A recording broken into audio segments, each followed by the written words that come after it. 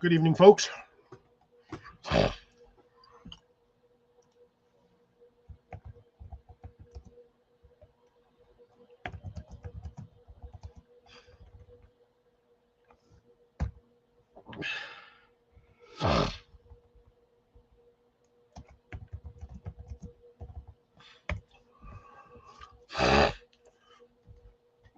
Greetings and salutations, ladies and gentlemen.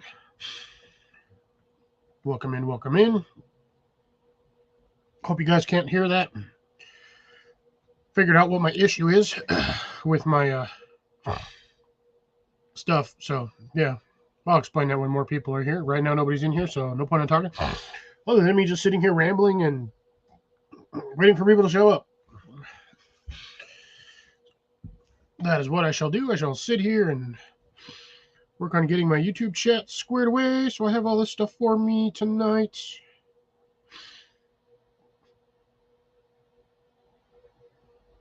Freaking CR's live. Heath is live. Everyone's going live knowing I'm live. Well, it is what it is. And Oji-san is live again, doing the rest of his art from yesterday. Unfortunately, I can't make it, because I am here. Good evening, Jason. Greetings, Molly. Well, I got 4 people in here. Everybody snuck in quick. Looking for myself, because I never pop up on lives, which I think is BS.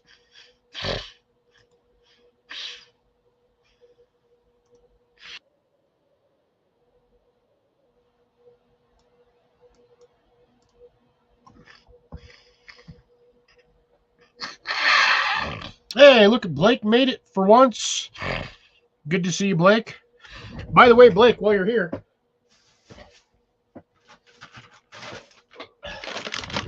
I got the big bags. Suck on that, I got the big bags. I'm not going to get more. We'll go pick up 2 more next week. And then I also have the 12-pack Cadbury eggs. I just dropped all my stuff. Good evening, Grace. Good evening, Cecilia.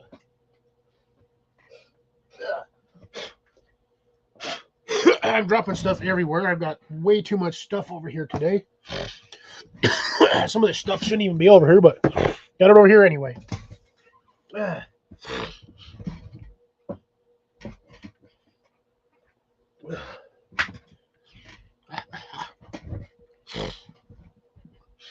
Ooh, nice. I still have to get my other apple tree planted. I picked up another one. God, it's almost been 2 weeks now.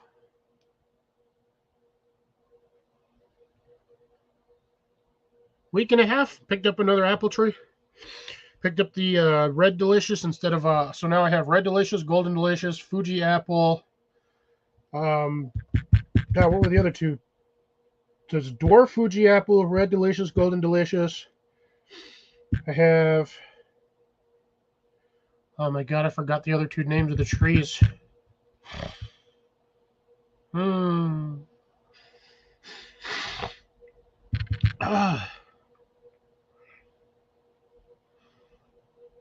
you got your Honda? I was like, your Element. What in the...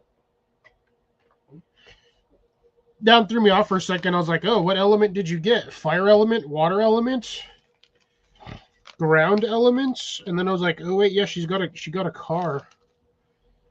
Well, sort of car. Hey, Matt, how's it going? Good to see you.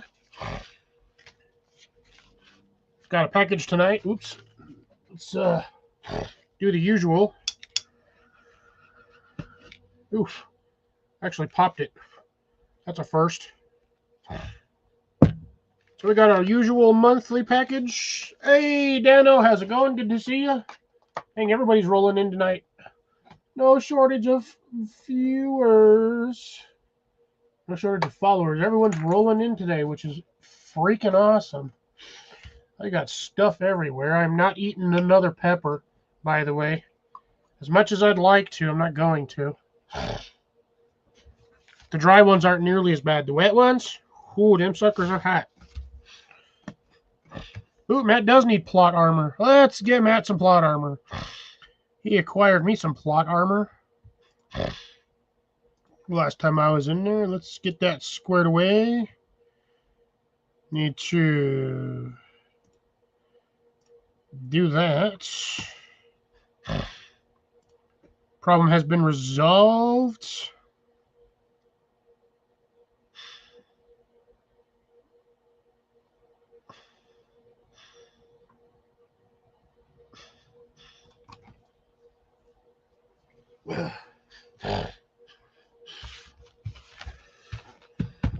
So I guess while we're at it, let's just do a quick one of these. Let's see what I got this month. And then we'll get talking about gardening, planting, growing, and seeing whether or not Blake is going to do more in his greenhouse or if he's even going to get one this year. So as usual, we have no foamy. I have a weird glow-in-the-dark doohickey.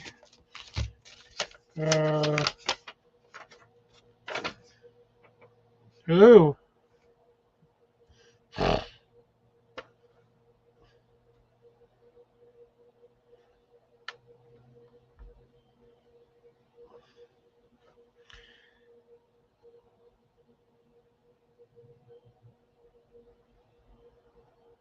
Cool. So really just this is just a little info packet for me saying that they're going to increase prices due to government stupidity, essentially.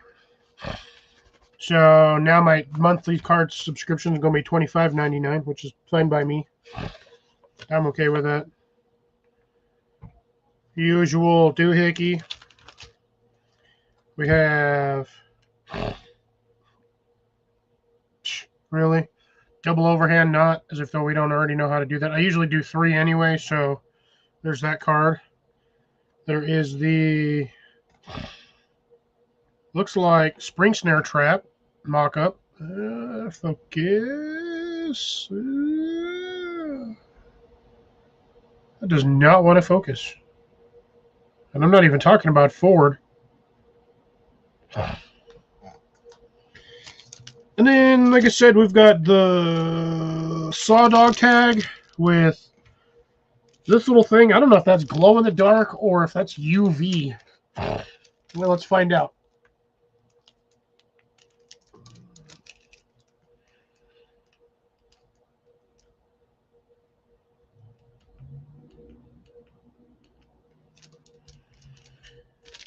It actually is glow in the dark. So that's a new one. So now I got a glow in the dark key tag ring, which I think I'm going to change this one out with my glow in the dark dog tag. Because having that solid glow in the dark would be absolutely fantastic. And then it looks like I have another one of these from... So I got another one of the survival cards, Joe Flowers survival card. Spear, tick remover, mini awl, knife, needles, splinter remover, which is weird because I can just use the needle on that one. And then weird shave card, which is odd, my opinion, but it is what it is. And then it has the standard side pieces that you can wrap cordage around if you need it. But that's cool. I got a glow in the dark one. I've never had a glow in the dark one of these. So that's kind of neat. Kind of like that aspect better than having the non-glow in the dark ones. I hate the black ones, honestly. They're so mundane and boring. Cool, so there's that. As usual, we'll add that to the pile. I will add this to the pile as well so I can read that later. Actually read that later, like the whole thing. Man, as always, nothing in there, and I'm sad to say they did not give me my foamy again. This is like the 3rd month that I have not gotten my styrofoam in there to keep it open, or as a spacer.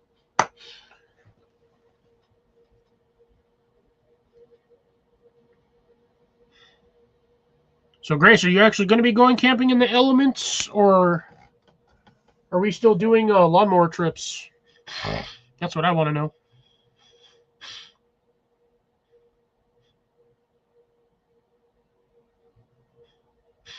So yeah. Anyways, also, as well as I was saying at the beginning when nobody was here, I was just kind of rambling to myself. Figured out what my sinus problem is. At first, I might have thought it was a sinus infection. Wasn't. That's not a sinus infection because when I'm outside, I'm fine. It's the stale ass air in my room. I need to clean in here and probably maybe open this every once in a while and get some sunlight in here. Maybe sterilize whatever fungus might be growing in here. Awesome. Camping it is. So yeah, I think that's what the main problem is. I think it's just because I have stale ass air in here and it's messing with my sinuses. At least that's my working theory. Because like I said, when I'm outside, I'm just fine. And I'm fine at work. It's just when I'm inside this damn house. Need more plants in here, I think.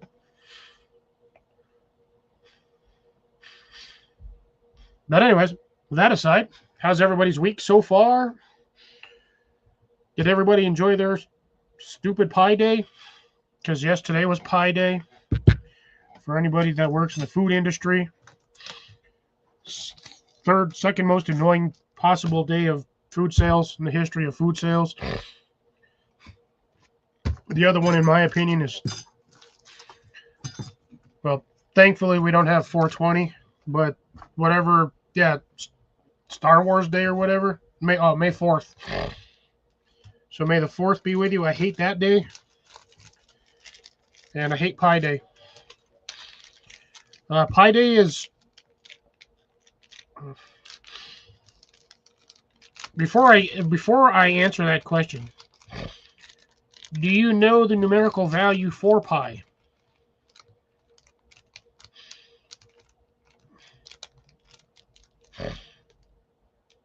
And it is windy as hell outside right now. If you know the numerical breakdown for the actual physical pi, that is essentially what Pi Day is. Most restaurants celebrate it by... so the breakdown for pi is 3.145973 something, but we don't need to go that far. So it's essentially 3.14. Yeah. So we take 314 on 314. So for $3.14, you can get a small pizza with the purchase of a soda. I hate Pi Day because it's just more work that I have to do for a bunch of ungrateful turds. But yeah, so that's what Pi Day is. So anywhere that usually it's pizza restaurants that sell it. Sometimes pie shops will do it if you have a pie shop. But essentially, for $3.14, you can get something. With the purchase is usually something else. Molly! Showing me some love today, popping in.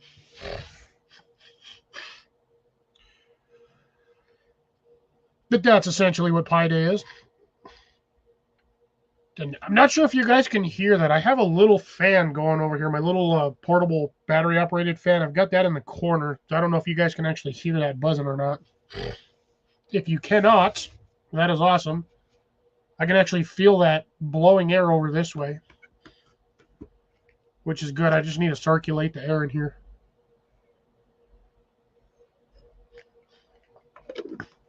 I would get a massive UV light too and just plug it in over here somewhere and just sterilize my room, but I'll do that when the sun comes out in the summertime.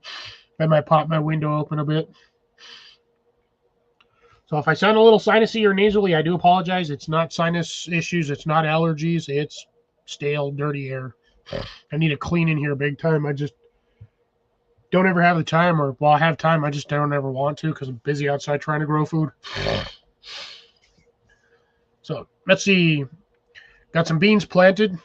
Didn't plant them the way I'd originally wanted to plant them, but I got them planted. So I have 12 sets of beans planted along my fence, which is where I originally had onions, but somebody decided to use the garden hoe and chop my freaking onions down along with the garden patch, the bed that's there, knowing full well that it was there, but decided he wanted to cut it down anyway because the damn weeds were growing and it's too damn lazy to pick the weeds out by hand. So ruined 2 of my garden beds.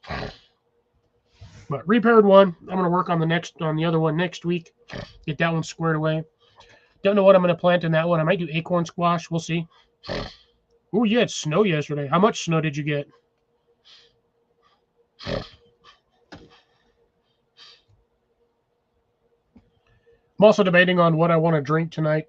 I think I have normal Red Bulls, but if not, I have these guys, which ain't too bad.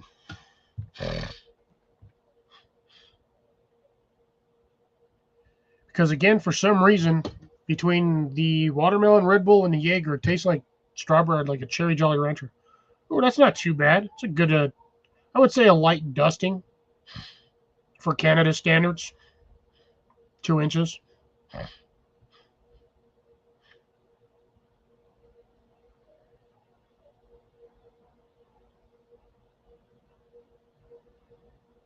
Even where you're at? Yeah, no, even over there in up in that area, you guys had no winter at all? Because I know some areas of Denver got blasted with a massive snowstorm, and then that was like the only snowstorm they got. But you're telling me where you're at, you got nothing? That's crazy.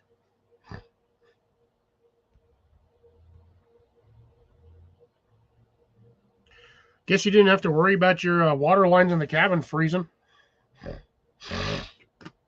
Can't freeze if it ain't cold, right?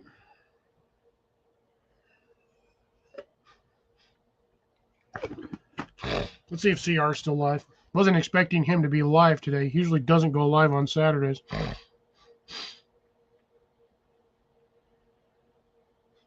Yep, he is live. Guess it is what it is.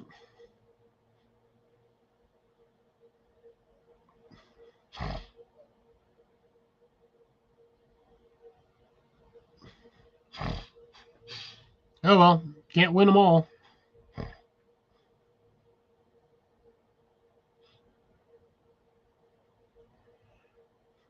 Just checking on some stuff right quick. A couple of lives here, but I'm over here. And apparently gas in Australia is getting incredibly, ridiculously expensive.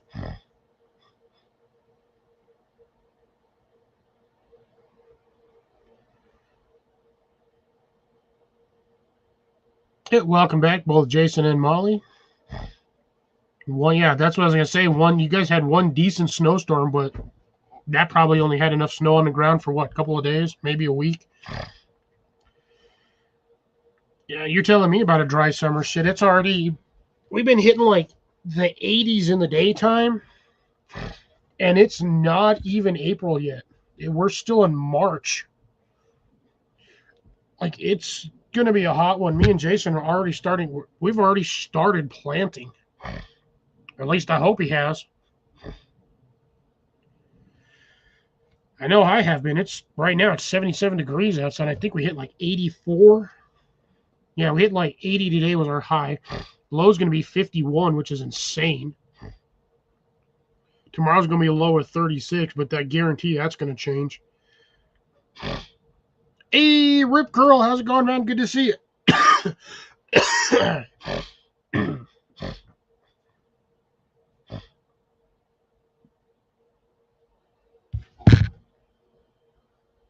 Yeah, turn it.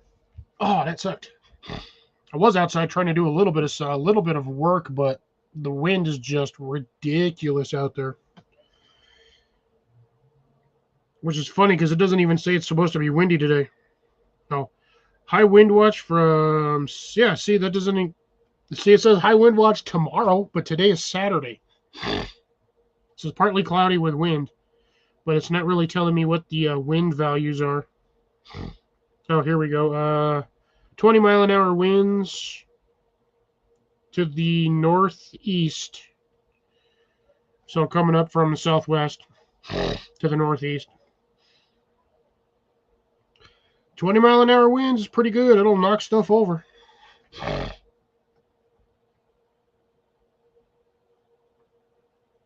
Oh, you got another freeze coming Monday? I would just keep checking the weather because I had a few days that were supposed to be freezing, and yeah, that went to like 41 degrees like the next day. I was like, oh, well, that sucked. Like even today, my greenhouse was near 90s the whole time. I've got it closed off right now, doors closed. Even with the wind, it's 82 degrees in there where I have my thermostat. And I have it set to, shit, I might have to actually go back out there and check it. I don't remember if I reset the thermostat. It might still be sitting at 50. I dropped it down to 60 last night, and it was still like 74 in there, which is ridiculous. Like everything in there is just going bonkers. Like everything's growing. My potatoes are doing weird things. They're kind of slightly dying off, but they've also been in there since like December or January, maybe. I don't remember when I planted them. I just shoved them in there, figuring, I'll get what I get out of them. And if I don't get anything, I don't get anything. And if I do, at least I get something out of something. Planted little ones, so hopefully I'll get something out of it. If I get fingerlings, it is what it is. At least it's better than just growing greens and wasting all my time and energy. Ooh, I didn't know you had a barn, Matt. Wish I had a barn. All right, I might be getting up every once in a while to clean out the old air filter. So. Hey, look, Deb is here. Good evening, Deb. I'm assuming I meant to say hello instead of just he. Unless you meant to put another he after that, in which case, Michael Jackson's hee. Sorry, I got bad jokes. I've always got bad jokes.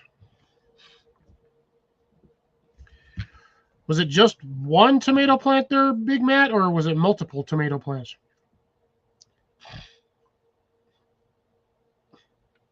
And hopefully Bill will show up tonight.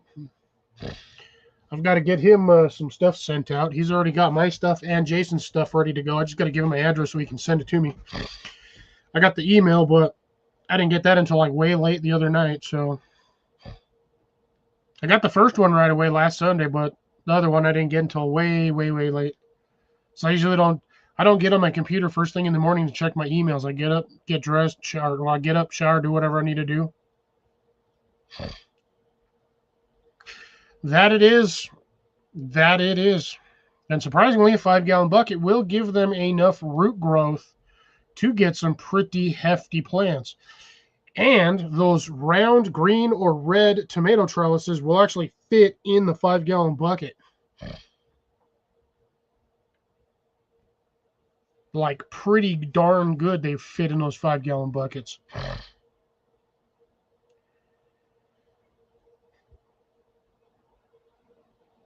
They will actually fit in the terracotta plastic pots that I get from Vigoro.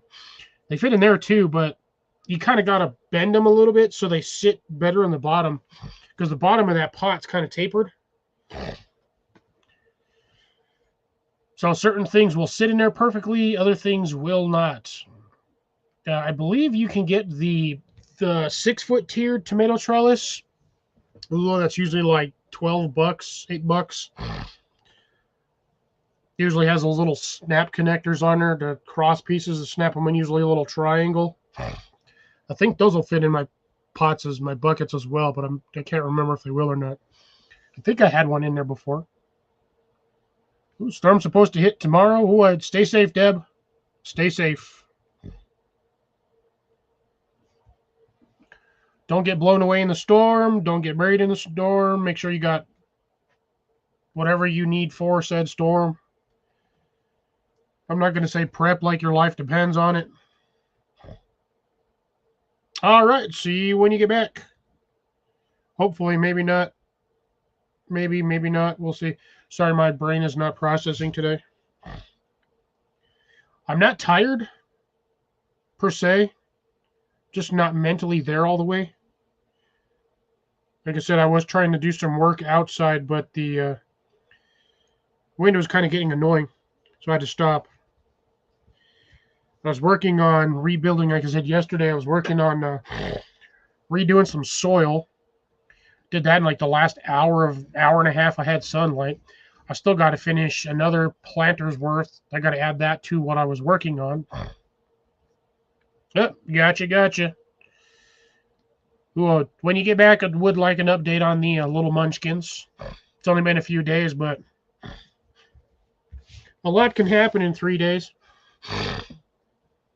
4 days. But yeah, like I said, redid one of my beds the other day. I was resifting soil. Decided to add an slight organic element to my soil to kind of loosen it up. So I chucked a bunch of hay that I have still left over, and I just chopped the ship out of it with a shovel and mixed it in there. I'll probably add some more once I get the next bucket sifted or next planter sifted. Hopefully I can get enough from that to fill up another container to get that ready for planting. And hopefully I have enough for a tree, because I do have to get, actually no, I forgot, I've got 2 10-gallon buckets full of dirt that I need to sort out as well, that I had trees in, but my trees decided to do a 180 on me and not make it. So hopefully get some new trees this year. I have probably spent over $300 in freaking trees. Actually, no, I've spent more than $300 in trees. I have lost $300 worth of trees. Buying trees is starting to get expensive.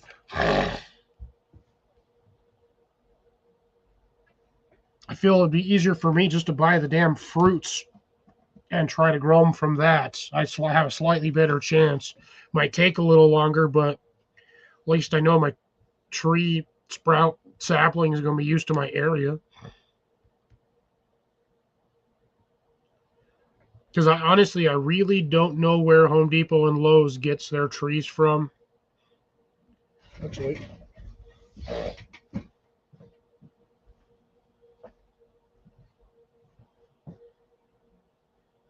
oh, these are my raspberries. Damn. I actually still have the tag from when I bought my raspberries.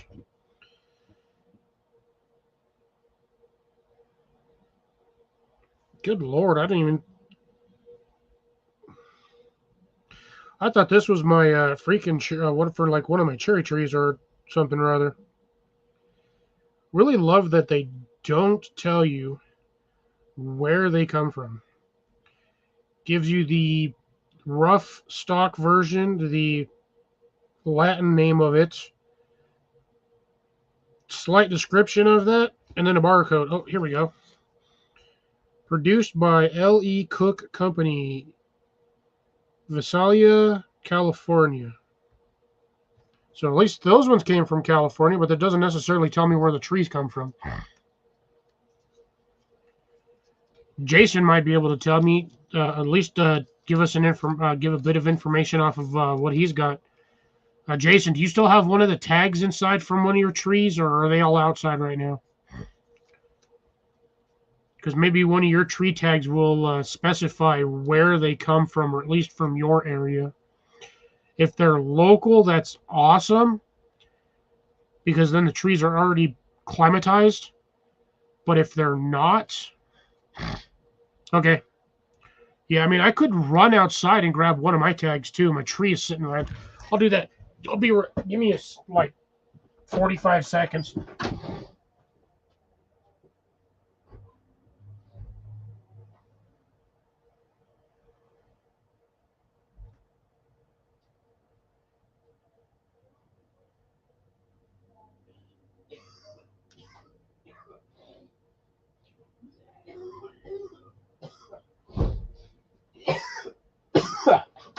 I think I beat Jason. That tree was like literally right outside. It's like right outside the door in a pot. It's a veteran-owned business. I would have to probably tag the BlackBerry code on here just to see where these are coming from. Does say product of USA, which is good. DegrootInc.com guarantee. Product must be purchased before June 1st. Sales receipt. UPC required. Oh, that's for refunding. These ones are pollinator recommended, which is fine because I do have flies and bees over here everywhere. Yeah, harvest September to October, full sunlight, spacing 10 to 20 feet, height 20 to 30 feet, or as prune. So this one is not necessarily a dwarf. But this is good for, apparently, butterflies, hummingbirds, and bees. Could also be moths as well, but this one says zone 4 to 8, grown in the USA. So DeGroot. So I guess the manufacturer is that guy, right? Is DeGroot. No, so yours are from Simpson. So yours are Florida, which is a slightly, I would say slightly more tropical climate than where you're at in Texas, but that would actually still be fairly relatively close weather scenario for you guys. That's the funny part. These are Tractor Supply trees, so it only comes with these. Even my other one didn't come with it. Even my Golden Delicious, because this is the Red Delicious. I have the Golden Delicious. And again, I got these from Tractor Supply. So Tractor Supply gets them. They're from DeGroot. So let me see if I can find.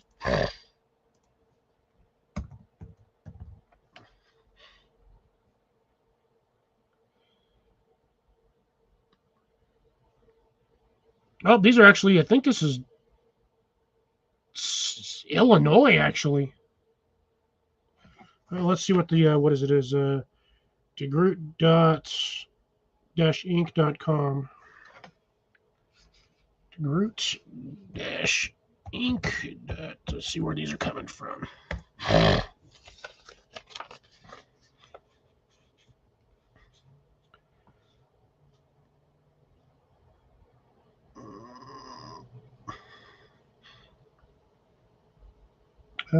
Let's see.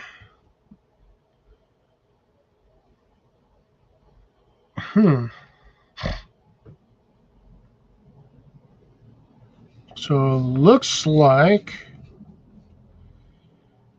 they have no information on their main page. So I'm just gonna click on individual here. Let's see what they got. Oh, you can get dormant plants. Oh, here we go. Coloma, Michigan. Why in clams names would Michigan be the one place that apple trees come from? Or at least this particular series of apple trees. Like, Michigan gets an absolute crap ton of snow every year.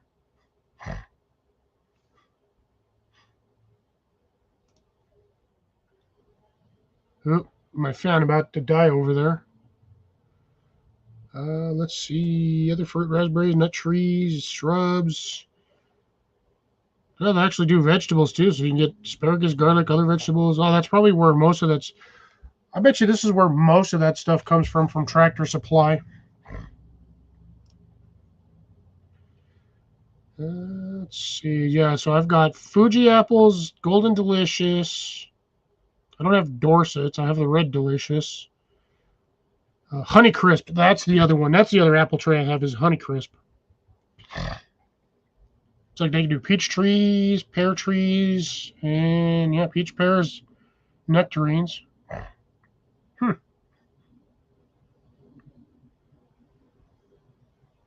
a somewhat decent variety of fruit trees.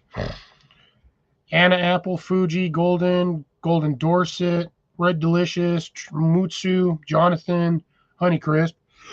And then you got the nectarines, Red Gold, Then it goes to Peaches, Bella of Georgia, Florida King, Red Haven, and Sam Houston. And then you got the Asian pear, Bartlett. Oh, sorry. Bartlett pear or Kiefer pear. Oh, actually, there's a second page. Haha. Let's see what else we got. Oh, then you got Blue Damson Plum Tree, Methley Plums, and Bruce Plums. I would totally, if I got a Bruce Plum Tree, I would totally name that Valanche. Those would be my Valanche plums. I'm not going any farther on that one, so because the hilarity is only there if you all get the joke, then I don't have to explain it. It's actually not too bad. Still wasn't expecting Michigan, though. Like, that 100% threw me off. I just was not expecting Michigan. Hey, Groundfog, how's it going? Good to see you.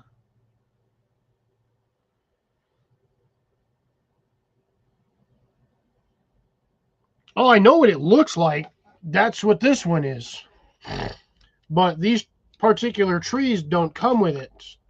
This one did not. This tree didn't come with it, and neither did the other one. Now, the ones from Home Depot and Lowe's, they will normally come with that because those are usually the nursery tags that give you like the warranties or like so you can register the trees. Damn, already pumpkins that big.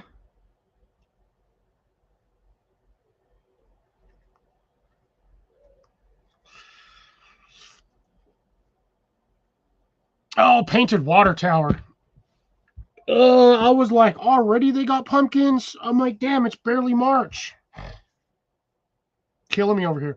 Yeah, no, I understand, Grace, that the Red Delicious is basically bred for aesthetics instead of taste. It's like the cheap, boring cardboard apple you get would get at school.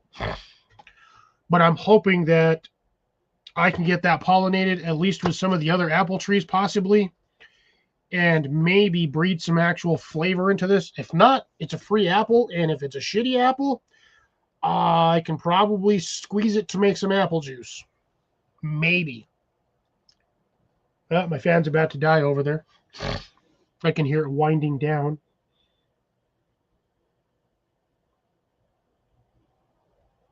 I have had it on high pretty much since about 6 o'clock. It does last. God damn. My nose is all dripping on me. Turd. It does last a lot longer when you attach it to like one of these little guys, little battery pack.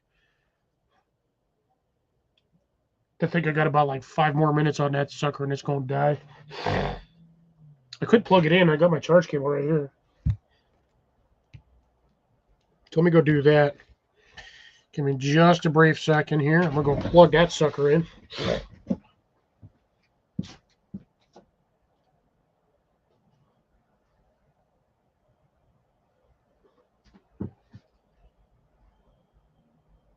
Yeah, that's the right one.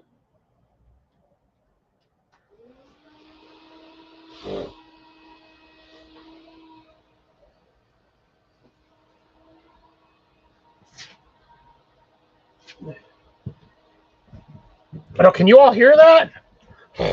Like that little that whining hum. Oh, I can feel that air over here.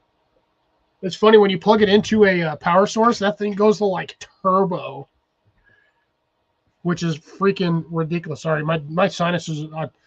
It's not as bad as it usually is. It's just drippy. Like, okay, good. As long as nobody can hear that, it's just like a soft hum or whine, almost like a dustbuster through like 3 doors.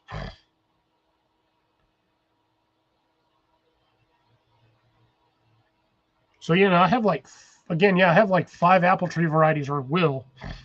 I was supposed to have like 7, but my apple trees keep dying. And my dwarf Fuji apple is technically anything but dwarf. That tree is probably about 8-9 feet tall right now. But it's also in a massive, like 4-foot ceramic teardrop-shaped planter. Along with the one next to it. which I got to work on straightening out because that thing got so heavy on the top that it kind of like curved. It actually pulled the branch over and kind of shaped it that way. So I got to stretch it back the other way. Hopefully try to get that sucker to grow straight up instead of kind of crooked. I do not want my tree to grow cockeyed because then that thing will, if it ever gets heavy with fruit, leans to one side, it'll pull that whole tree over and shatter the ceramic planter. And that's like a $200 planter. I do not want to break those. The only way I'm breaking those is if I have to get that tree out and actually put it in the ground. Because I think that might be the only way to get it out.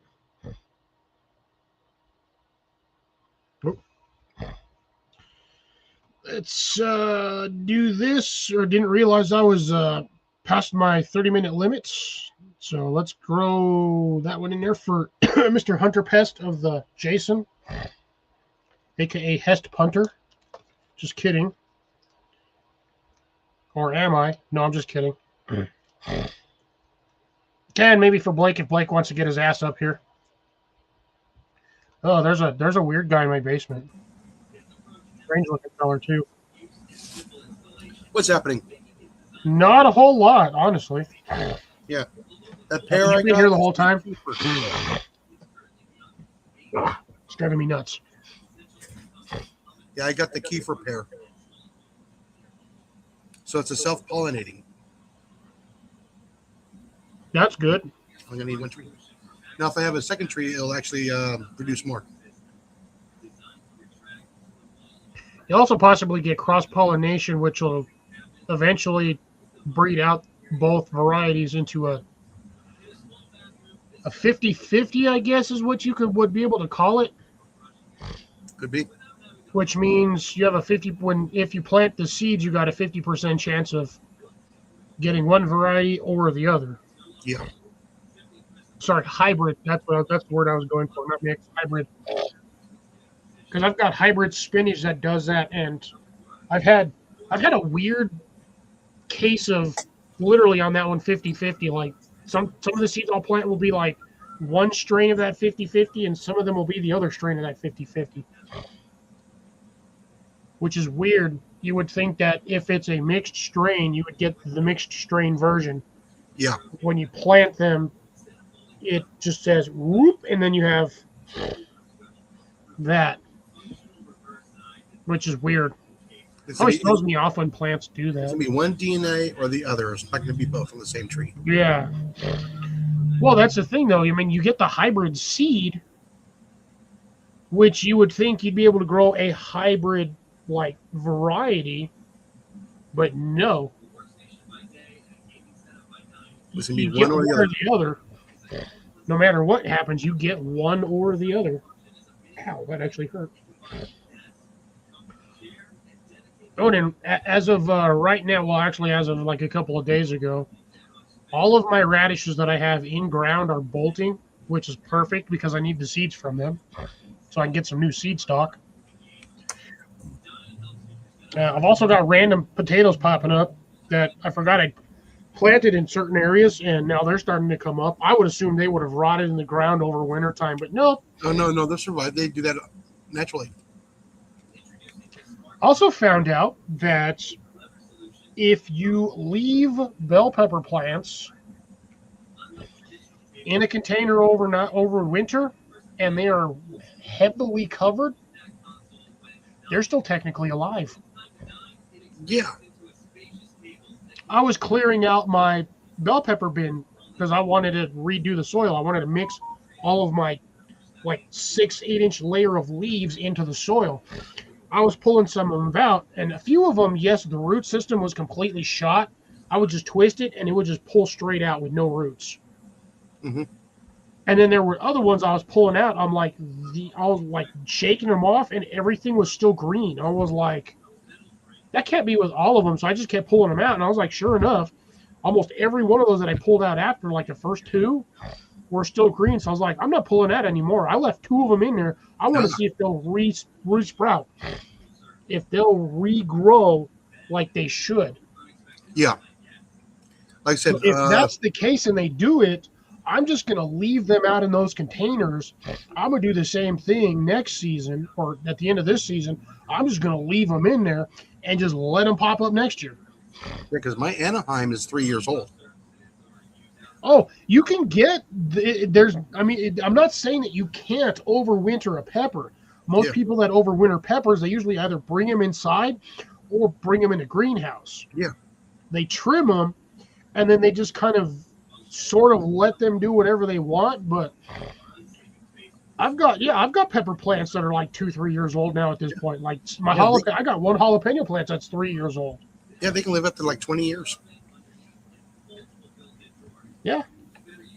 It's no different than a tree. It's just maintenance and care, and yet you can just keep them going. Yeah, it's a perennial plant. Technically, yes. Most people say, no, it's not. You got to kill it at the end of the season. No. That's why a lot of people want to overwinter their peppers, because then you get stronger rootstock, you get stronger stem, and you don't have to worry about the damn thing when it's fully loaded with peppers, the wind blowing it in half. Yeah, and my pear tree, the stems, the buds are starting to swell. That's good. And the stems are greening up. Nice. So you might actually get some pears this year. Well, I don't know. It's still inside the pot. I got to get it in the ground after the freeze. It's supposed to be in the low 30s. How low? Like 34, 36.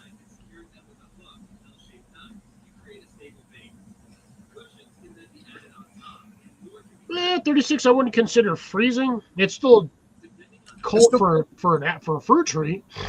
Yeah. But yeah, I got to cover the peach. How are the bananas doing? Already in the ground. The peach is already in the ground.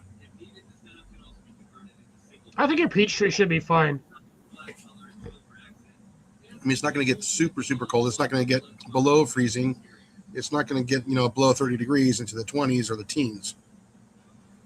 It's only be for only a few hours. If it's in the ground for a couple of weeks, I think you should be fine. It's only been in the ground. It'll be a week on Wednesday.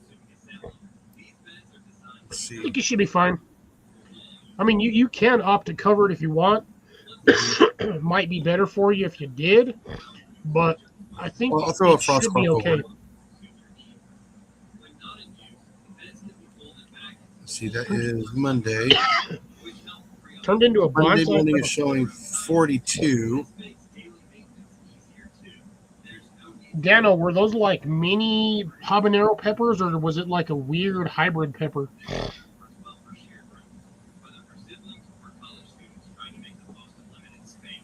I also think I need to put my bell peppers, or not my bell peppers, my jalapenos in a slightly bigger pot than they're in. Yeah. So I'm supposed to drop down to 34 on Monday morning with 17-mile-an-hour winds. That's going to suck 38 that down on to like Tuesday. 28. 49 on Wednesday. And then the rest of the month, it's going to be upper 50s, 60 degrees, and 80-degree days. So plant it on your second day off, and you should be good. Yes. Because then by then the ground should be warm enough. Oh, the grass is already There were growing. mini hobs on a pepper plant. Okay. I had to mow. Was it Thursday evening? Yeah. Mm-hmm. The grass was getting quite tall. How could do you trim it like really short, or you just like do multiple rows where? 3 inches. I just went and whacked it. Most of it is like this tall. Grinding up the leaves and stuff. There's a couple of spots, they're about that tall. Oof. But I think that's going to be more of that annual ryegrass. Gotcha. Do you mulch it, or do you just like bag it? Side discharge. It'd be nice. So you just basically chuck it right back into the grass. Yeah, it'd be nice if that deck was a rear discharge.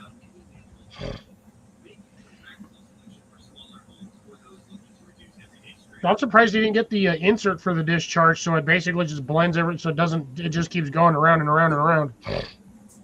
No, it's not designed for that. The deck isn't. It's just an inexpensive riding mower. Cost me, riding mower. For a 0 turn, I got a very good price on it. How's the rose bush doing? Because I know you said you were going to try to get some clippings off of that one this season. Yeah, the adult died, but I got seedlings that popped up last year. How'd the adult one die? Wasn't that an established plant? It was. It just went dead, just like that, overnight. That's weird. It is weird, but yeah, I got rose bushes about this tall right there at the stem. So it started sending out shoots. That's really odd that a rose bush I think there were seeds. Because I dug one up that was that far away from it, and I potted it in the plant. I potted it, and it's doing wonderful. I think there's 2 more that I can dig up and put them in pots and get them started, get them going, get them trained. I just find it. I'm just shocked that a rose, like an established rose bush, just up and. I have no idea how old it was. I know those things can live for decades. Yeah. All the rose bushes I have in my yard, the planter over here, I put them in like my second year down here. Mm-hmm. They've been in there over a decade. Yeah, it bloomed and went dead. That is fucking weird. And I've never seen a rose die that fast. And I didn't fry it. I didn't over fertilize it. Because what did you use for fertilizer? Ironite. You didn't use the standard store rose food? Nope. Because remember, it was too much ironite? No, because then I would have killed the little saplings. I didn't kill the saplings. Yeah, look at your site did show up today. I forgot to take that off.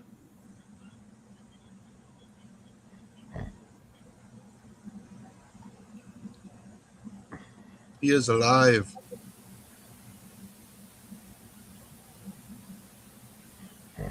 I'm deaf anyways.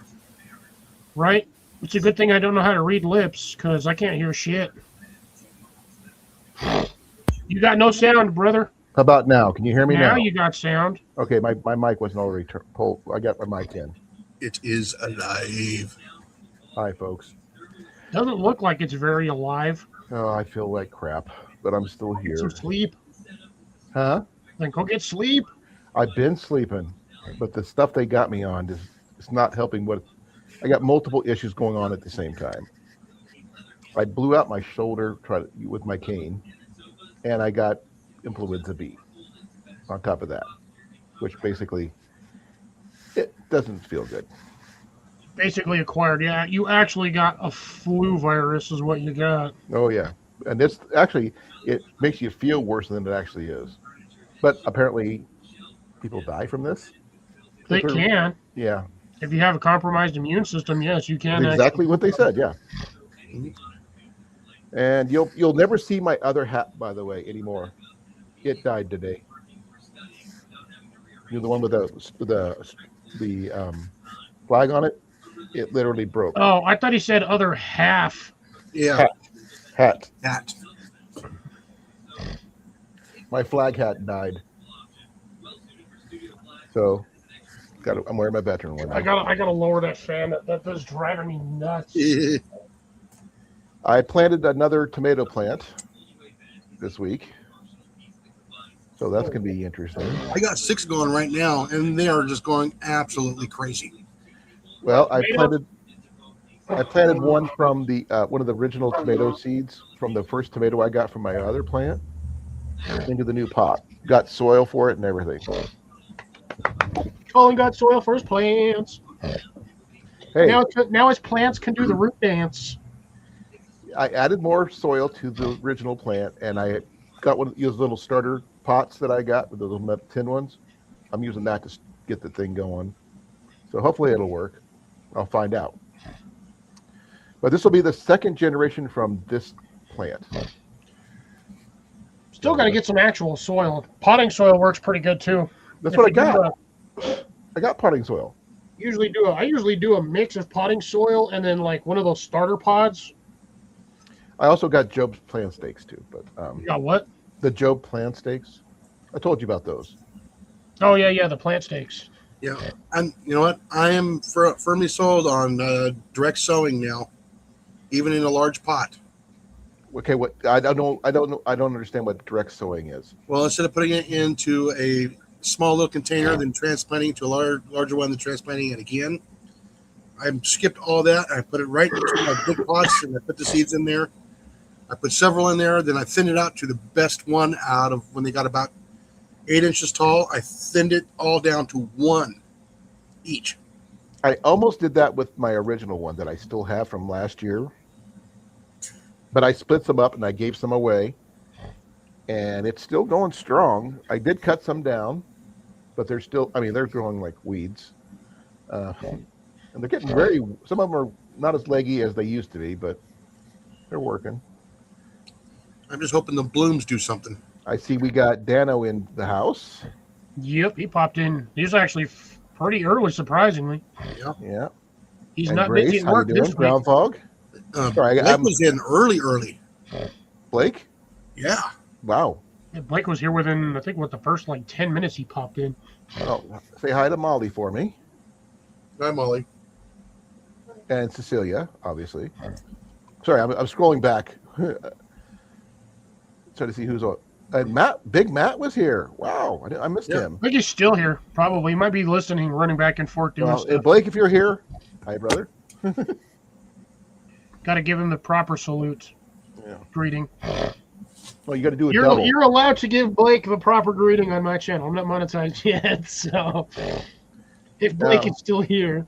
Well, I blew out my right arm, so I can't use my cane right now, which really sucks. You also can't hold your bow. No. They said it could be up to 3 or 4 months before I can even do anything like that. So that's going to be not fun. Did you 100% blow it out, or did you just tweak it? I don't know. They did X-rays, but they didn't do an MRI. Probably I'm just gonna find out. They're gonna got me on physical therapy. They got me on muscle relaxers, and they got me on some really super anti-inflammatories. Yeah, you probably just tweaked it or twinged a muscle. Well, whatever it is, it made a numb spot on my arm right here, right where the joint's you at. definitely pinched a nerve, guaranteed. That's what they're saying. Can you do over the shoulder, or like No. what's your range No. of movement? I can move my. Okay, let me get my. Can you make me big? I can show you a little bit better. Make me. I'm trying to show you my full arm and stuff, but I can't really do it on this little skinny screen. Okay, I can do this, but I can't lift here. So From here to here, I can't lift it up. I can't do this. With definitely this arm. tweaked your rotator cuff. Yep, Yeah, you'll be like that for a couple months. that's what I Yep. figured. They said up to 3 months. I got Yeah, even a could tens be up unit. to 9 or 10. We got a tens unit. It's miserable. It is. You can't get comfortable. Nope. I have trouble sleeping.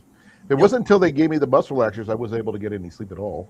I can actually say I know that pain. I've done something like that before, and it was like 3-4 months before I could actually use the full range of my arm.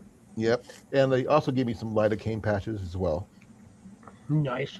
So He apparently with his cane, apparently using the stress of the cane on one side constantly, fatigued his muscles and caused all of some that issue. wonderful jazz.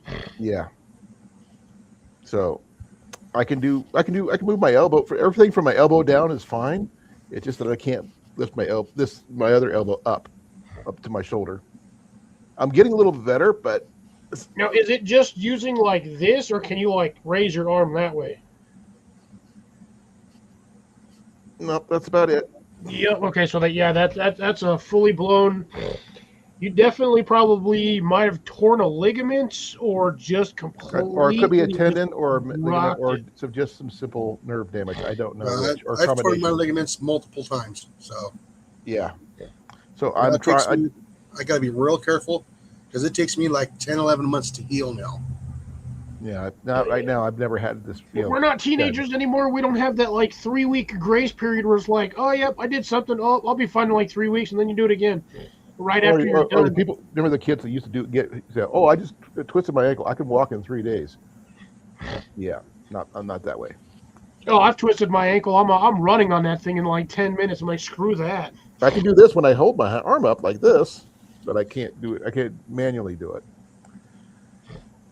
which really sucks. The question is, once you do that, can you actually hold it up there manually, or do you have to physically hold it? Let me see what I can do. It hurts a lot. And Yeah, it's I can see the arm dropping slowly. Yeah, your rotator cuff is fucked. as much as I would love to keep it up, I can't. Now, when I did mine, I went in for the X-rays. They saw something abnormal, and they rushed me over to the MRI. Well, they And didn't actually- even try. and actually- remember, it's the VA. They My didn't. ligament leaked. But I had to do a lot of shopping last Friday. Yeah. At Walmart, so I had to walk around pushing a cart. Trying to push a cart one-handed while walking with a cane is I just dragged the cart. can't. I can't do that. I don't. It's only so much I can't do. And just all that extra moving it around put too much weight on my right shoulder apparently, and that was it. I quit. Apparently, I don't have the drinks that I thought I did, so I'm going to have to do it with little ones. Well, I'm doing everything without a coffee, and that really sucks. Well, anyways, I know I'm going to get yelled at for this, but that's okay, because I haven't had one of these in like 3 weeks. So you're due. It's a new. I am due. It's a new month. I don't have. What really sucks is I thought I had 2 normal Red Bulls, but apparently I don't. What are you going to do I don't know where I put them. What are you going to do for St. Patrick's Day in a couple of days? Oh, Well, it's on my these. day. I get to wear green on my day. Okay. I got 3 of these, so I might have 2. I did get something new, Cliff, that I told you about. I got regular 8 a.m. start time tomorrow. Ooh, so Jason can't stay on super late. Cliff, Is that a tent or is that a? that's my new sleeping pad I told you about. The one Oh, I- nice. I- Oh, when so I that, got- it actually came in. Yeah, $10. I trade the policy for replacing these things. I took my my Q-Core sleeping pad that I acquired last year or the year before last, I can't remember. And I told the company, they said, send me pictures. I did, saying that I could not inflate it, and they sent me a brand new one. I just got it in the mail yesterday. Nice. And this is a $219 sleeping pad What's for up, $10. CR? 404 There, CR. Taylor. Hey, CR. Here. Don't know if he's still live or not, but No, he's right here. CR's in Oh. the chat. Guess what we're going to be getting tomorrow? snow. No. We have a blizzard warning. Somehow I knew it was snow. No, the thing is, it was 49 degrees today, but we're supposed to have a blizzard warning tomorrow. Yeah, I'm supposed to have all that nasty weather tomorrow evening. Well, I'm You checking know what I got tomorrow? a day off. Day off my ass. Yeah, it's Well, supposed you to get hot for Yes. Cliff. Yeah, it's gonna be like 75, 80 tomorrow for me. It's gonna be No, a next damn week heat it's wave. going to be hot. Starting at 1 p.m. to 7 a.m. Monday is our blizzard. I got a friggin' heat wave slapping me this week. Getting warm as hell. I don't know if my wife's going to be able to make it to work on Monday. Oh no, tomorrow is supposedly it's 70 degrees tomorrow. This one here is a road. What's it supposed to be like on Wednesday and Thursday for you?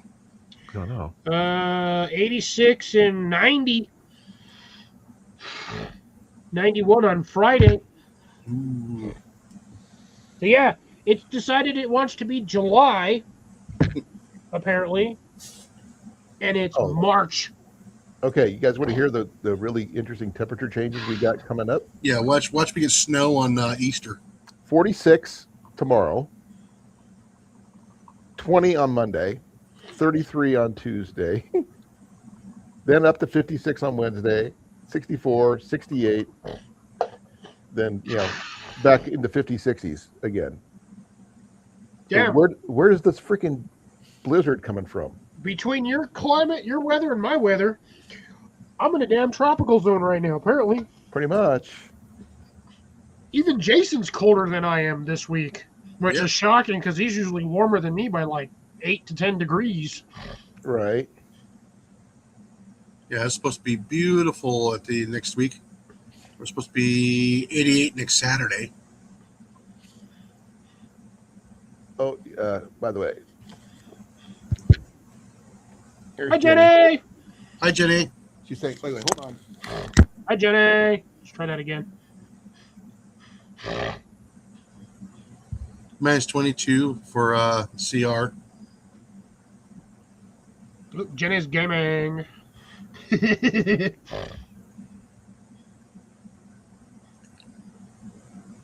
72 hours of above freezing weather. Ooh.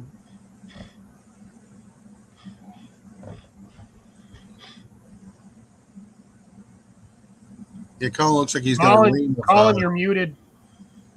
You pushed the button. Oh, Still. we did it. It was Pat hit my keyboard. So he pushed a button. But this one's actually kind of cool, Cliff. You might like it because it's got a built-in pump sack. Yeah, well, they're not really built in. It's an attachable one. You kind of inflate it and then stick it on there. And... Well, I've got my Flex Tail air pump anyway, so I don't really need it. But I'm gonna keep it just because it's an extra. I've got my air pump somewhere over here, which unfortunately is not a battery. It is a battery-operated one, but you have to kind of plug it into an external power source. Yeah, Ian's got one. That's one of the first ones I picked up from Walmart. I didn't like it, so I got the other one. This is going to sound really freaking stupid, but it's actually funny as hell because I've tried it already. This dumbass thing. Mine's not like that. Mine's a little different. No, this is just Jason will laugh at me because I have this thing, as I know he It looks will. like a toy. It's a Ryobi. It's just a cheap little Ryobi freaking. It's basically for like a keyboard. Like keyboards, just like it's like a little mini leaf blower.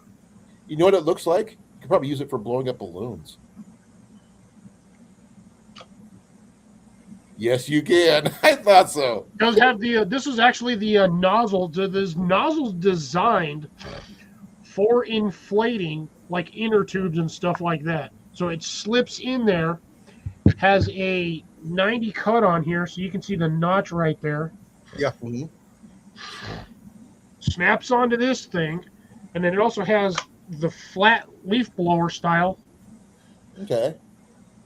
And they all snap sitting right in here. It like all pops in, all sits in here all Well, willy so that's nilly. Can you use it like a Or you have vacuum to- too? You have to keep it plugged in. Yeah, if you use that side. Okay. No, is it rechargeable or do you have to keep it plugged in? Let me not drop my battery into the drink. Oh, those are the big It ones. comes You with one like of these, and those, it's a USB rechargeable. Oh, Oh, wow. That's pretty cool. How much was that? The battery itself's like $25. I meant the whole thing. Oh, I paid 30. I apologize for derailing the plant talk. It was not intentional. I just wanted Yeah. to inform you that I did get my thing I ordered. I talked to you about. I did make it a little shorter than the original one because I don't need a 6'6" sleeping pad. So there's the end of it. There's the end of this. And surprisingly, I found out that this part snaps in and it just sticks right in there. So if you have a sleeping pad, you could probably use it for that. Yeah, I've actually inflated mine. My big ass one, my 3-inch by 72 by 28 or 30-inch wide one. Right? My camp bed 2. It took it a minute, I'm sure it did. but it also worked pretty good to suck the air out. Yeah, I'd have to call Ian to go grab mine because he's the one that used it. But yeah, Mine. I've got this one just in case. And I mean, I could probably I'm charge gonna this one call a him. couple I'll of be right times. It is a little noisy, but That's kind of cool. Can you get my air pump you borrowed? it I didn't borrow it. You did the over other there. day. Why didn't you use it? Could you go get it? works. Find it. It could be in the bag. Check on either on the little table or on my desk. But yeah, I mean, it works. I've got my other one with the adapters as well, so it works on most of those. But the only problem is with most of my AirPads, they have that twist connector, so you have to like push down and twist it to lock it so the air doesn't come out. That's why my old one was the one that my Q Core was. This is the new one. It's the quick release. Deflates really fast. Yeah, I have like two camp pillows that do that. There's like one way you put it on there, Yeah, one way. And out. it's like, This one here has got that. I can't really see it without taking it apart too well. But I haven't had one of these. it did come with something cool though. Okay, It's not. No, it's my pillow. I couldn't find it. it's in there. I checked. It did come with a repair kit. Yeah, they usually always do come with repair kits. Mine does. I just don't know where to put it. Well, I'm not sure if this is not the pump sack. It can't be. It says there's a pump sack with it, but Yeah, it's wrapped in the middle of it. because it says right there. Yeah, it's probably wrapped inside of it, or it's stuffed at the bottom. Probably. It was nowhere near in a bag. It was on the floor. Oh, I need the bag too. I don't have the bag. Okay, well, this is the the nozzle I usually used for the old one. Now I got to find the one for the new one, which is in the bag, which you can't find. Find a bag. But this one's the FlexTail. Yeah, those are pretty decent for little like pumps. This- You can use them, I think, once or twice to fill it up and suck it out. Oh yeah. Okay, this is where you suck it out. This is a pump right here. Oh, ouch. Yeah, those ones are a little loud. It They're just not takes as a bad little- when they're attached to the bag. and this is you suck it up. You go. Yeah, like, it's Yeah, not it came with nearly a as bunch annoying of when they're attachments and attached to the stuff bag. like that. So I don't need this one anymore. I got to get a different one for this. Check the table on my desk. I checked that first. Okay, you want to talk to them when I go look? No. Don't need to go look for it. No, No I more just. derailing. But the only thing is this thing's a little heavy. This is like the FlexTail 2.0. You're but- not going to get a super lightweight pump that's going to No, inflate your bag more than once. There's a mini version that weighs Yeah. like a couple ounces, but it doesn't charge as long as this one. There's another version of this one. It's a little upgrade that has the light built in. So which is Oh, kinda- like the one Andy uses. yeah. Here's the thing: it's not only just a light; it's also a charger. It's a phone charger too, so it's a multi deal. This one here, I don't know if this one would do that or not. No, probably not. If you've only got one port on it, it's most likely just the charge port. I'd have to test it to find out. I have no idea. I don't have it. It'll only have one charge port. It's either going to have micro USB or USB-C. It's supposed to got the USB-C, so that's what I wanted to make sure if it's. Yeah, that's your charge port. It's not going to run backwards No, unless you got a USB-C to USB-C, which you can test it with. yeah. We'll have to wait and find out. I don't know. It does have this, which is really interesting. I just spotted this. Yeah, a little carabiner. It's a little thing I can hang it from. So that I don't know what that means, unless because it does have this little thing here. No, that's just the intake port. No, the intake port's here, where the air goes in. This is And something that's else most, on the other end. most likely then what that is, that's probably just cooling vents for the battery so the battery doesn't overheat. Probably. I don't know. It looks like it because this whole piece here looks like it comes off. It's another piece, and I don't have anything I can open that up with. You're going to break it. Probably. It's probably just like battery cover, like I said, when they snap them together. Yeah, that'd be kind of cool to find out what kind of batteries it has. 18650s. That would be kind of cool. I Probably don't have any of those. 2 or 3 of them in there. Well, maybe. Or it's got 440s. I never got a. It didn't come with anything. It just says 3 Was it 5 volts? Yeah, those are probably the 14440s. Then that's the those are the slightly 0.08 larger. amps. Yeah. That's probably these things. There's probably a series of like 4 of them. It's probably on this. These are the 14500s. These are the 7, but these are the 3.7. They're all white, bud. There's the bag it came in. Check the floor. I have those for specific reasons. Man, going back, so I'm gonna go back to not being derailed. Sorry, derailing you track for a little bit. That's my fault, not yours. It's always your fault. But I did plant some the second generation of my tomatoes today, the other day. So the first tomato I got off that plant, I took the seeds and I replanted them. Did you plant the seeds straight from the tomato, or did you let them dry out first? Oh, these have been drying. Remember that I told you when I harvested that one months ago, I put them in some paper towel, and they've been sitting on my counter. Okay. So they're 100. Okay, so you planted them 100% dry, which is good. Yeah. Here's some of the other attachments, like you got. So. Yeah, just for various sizes for the connectors for a lot of like airbags or the mattresses or pillows. Yep. Hey, look. They all snap in. Well, they snap into each other so you get less space when you're traveling. Yeah. So that's kind of cool. So that'll go well with that. Has Ian planted his potato yet? No. Is he planning on planting his potato? Ian, Cliff has a question for you. Roll for Ian. I don't have any of my dice. It's over there. What is it? Ian, are you planning on planting your potato? We got soil. Yes. We'll get something to put it in. You're gonna miss the date to plant. We don't really have anything to plant. Well, I mean, technically, they're still in a winter watch, so I mean, I it know. still has a bit of time. But if he plants it inside and puts it Our under frost- semi-direct sunlight, it should be good. Different for you guys. Our frost date's a lot later. Not Oh as yeah, late because as, you're in a different climate. You're up higher than we are. I'm just Technically, me and Jason, our frost date's roughly around the same week, Yeah.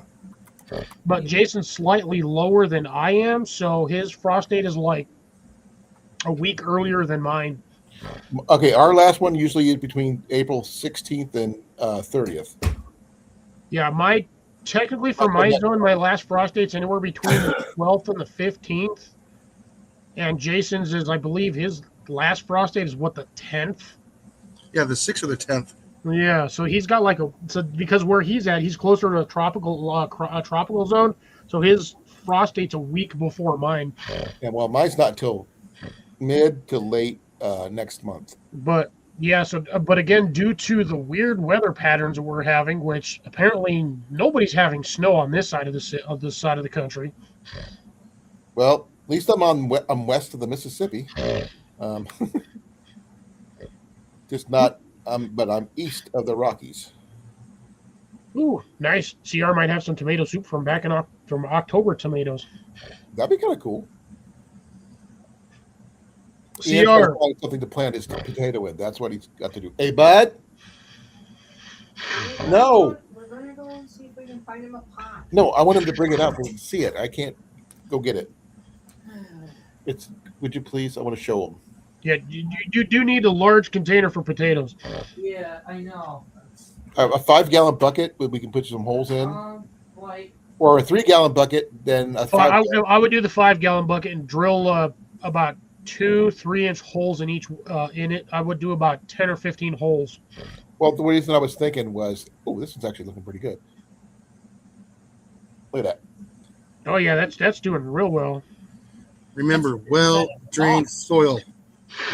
Yeah. Well, I was thinking so you take a 3-gallon bucket with the holes in it, and you put soil in it. Then you put a 5-gallon bucket, and you put the 3-gallon bucket inside it. I would just do the 5-gallon bucket. If I put holes in it, it'll be getting soil everywhere. I can't put it outside yet. You'd be surprised how much that soil won't leak out of them holes. Okay. As long as you're not doing this, like twisting the bucket side to side like a clock, that soil really won't fall out once it's wet. Okay. And I would recommend. So this is going to sound really stupid, but it does work. Potting soil. That's what we got right now. I mean, what kind did we get, hon? Now, We got like I Miracle said, Grow. potatoes like their feet semi-moist. But not soaking wet. Yeah, we still with our with what's going on this week and everything else. Wouldn't want to put it outside right yet.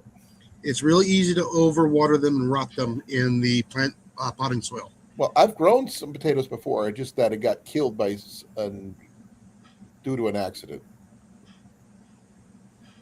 50 is warm for him. We were And at. 50 degrees F in Canada this time of year. That is damn warm. I'm not sure what Yeah. that art was. Potatoes are like the worst possible thing you can try to learn on how to grow because them things have the most stubborn conditions. Right. I've seen people grow them in sand and get huge ass potatoes, and then you get somebody over here that's using compost, like well maintained, like black gold, like actual dirt, and they'll be getting like potatoes that are like the size of golf balls. And it's got all the nutrients it could possibly have, but then the guy next door is like a patch of sand, and he's getting potatoes out of there like freaking this big. Like how? You're growing them in dirt. Literally, you're growing them in nothing. It's just so weird that it's going to be. Potatoes are fickle. Sometimes I get good potatoes. Sometimes I get really bad potatoes. I have yet to perfect growing potatoes, and I've been trying for 4 years now. Well, I would have had more of an opportunity, but like I said, mine got squished. It happens. I look at it this way: any potato that I plant, regardless of the size, if I get 3 or 4 little potatoes off of it, that's more than I started off with. I'm thinking if we can get him outside into the planter out there, that raised bed, after we clear it out some, it might survive. Who knows? But you also have to rebuild that planter, don't you? Yes, eventually. We'll have to wait and see because I mean my budget's kind of I everything's was about to say, can you afford $85? not at the time, no, because we're budgeting something else in that's very important, but it's going to take a little time. Yeah, I'll let you know when I get more confirmation on that topic.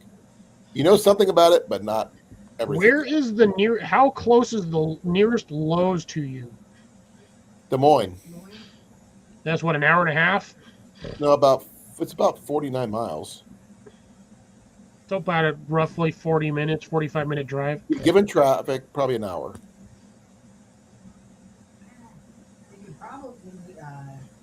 Well, we do have a Hullab's here. A what? It's our local nursery. It's on the other side of town. It's where we go find a lot of our plant stuff there anyway. Anything you want plant wise, that's the main nursery we have in town. Then we still have Tyson's, we have Walmart, and yeah.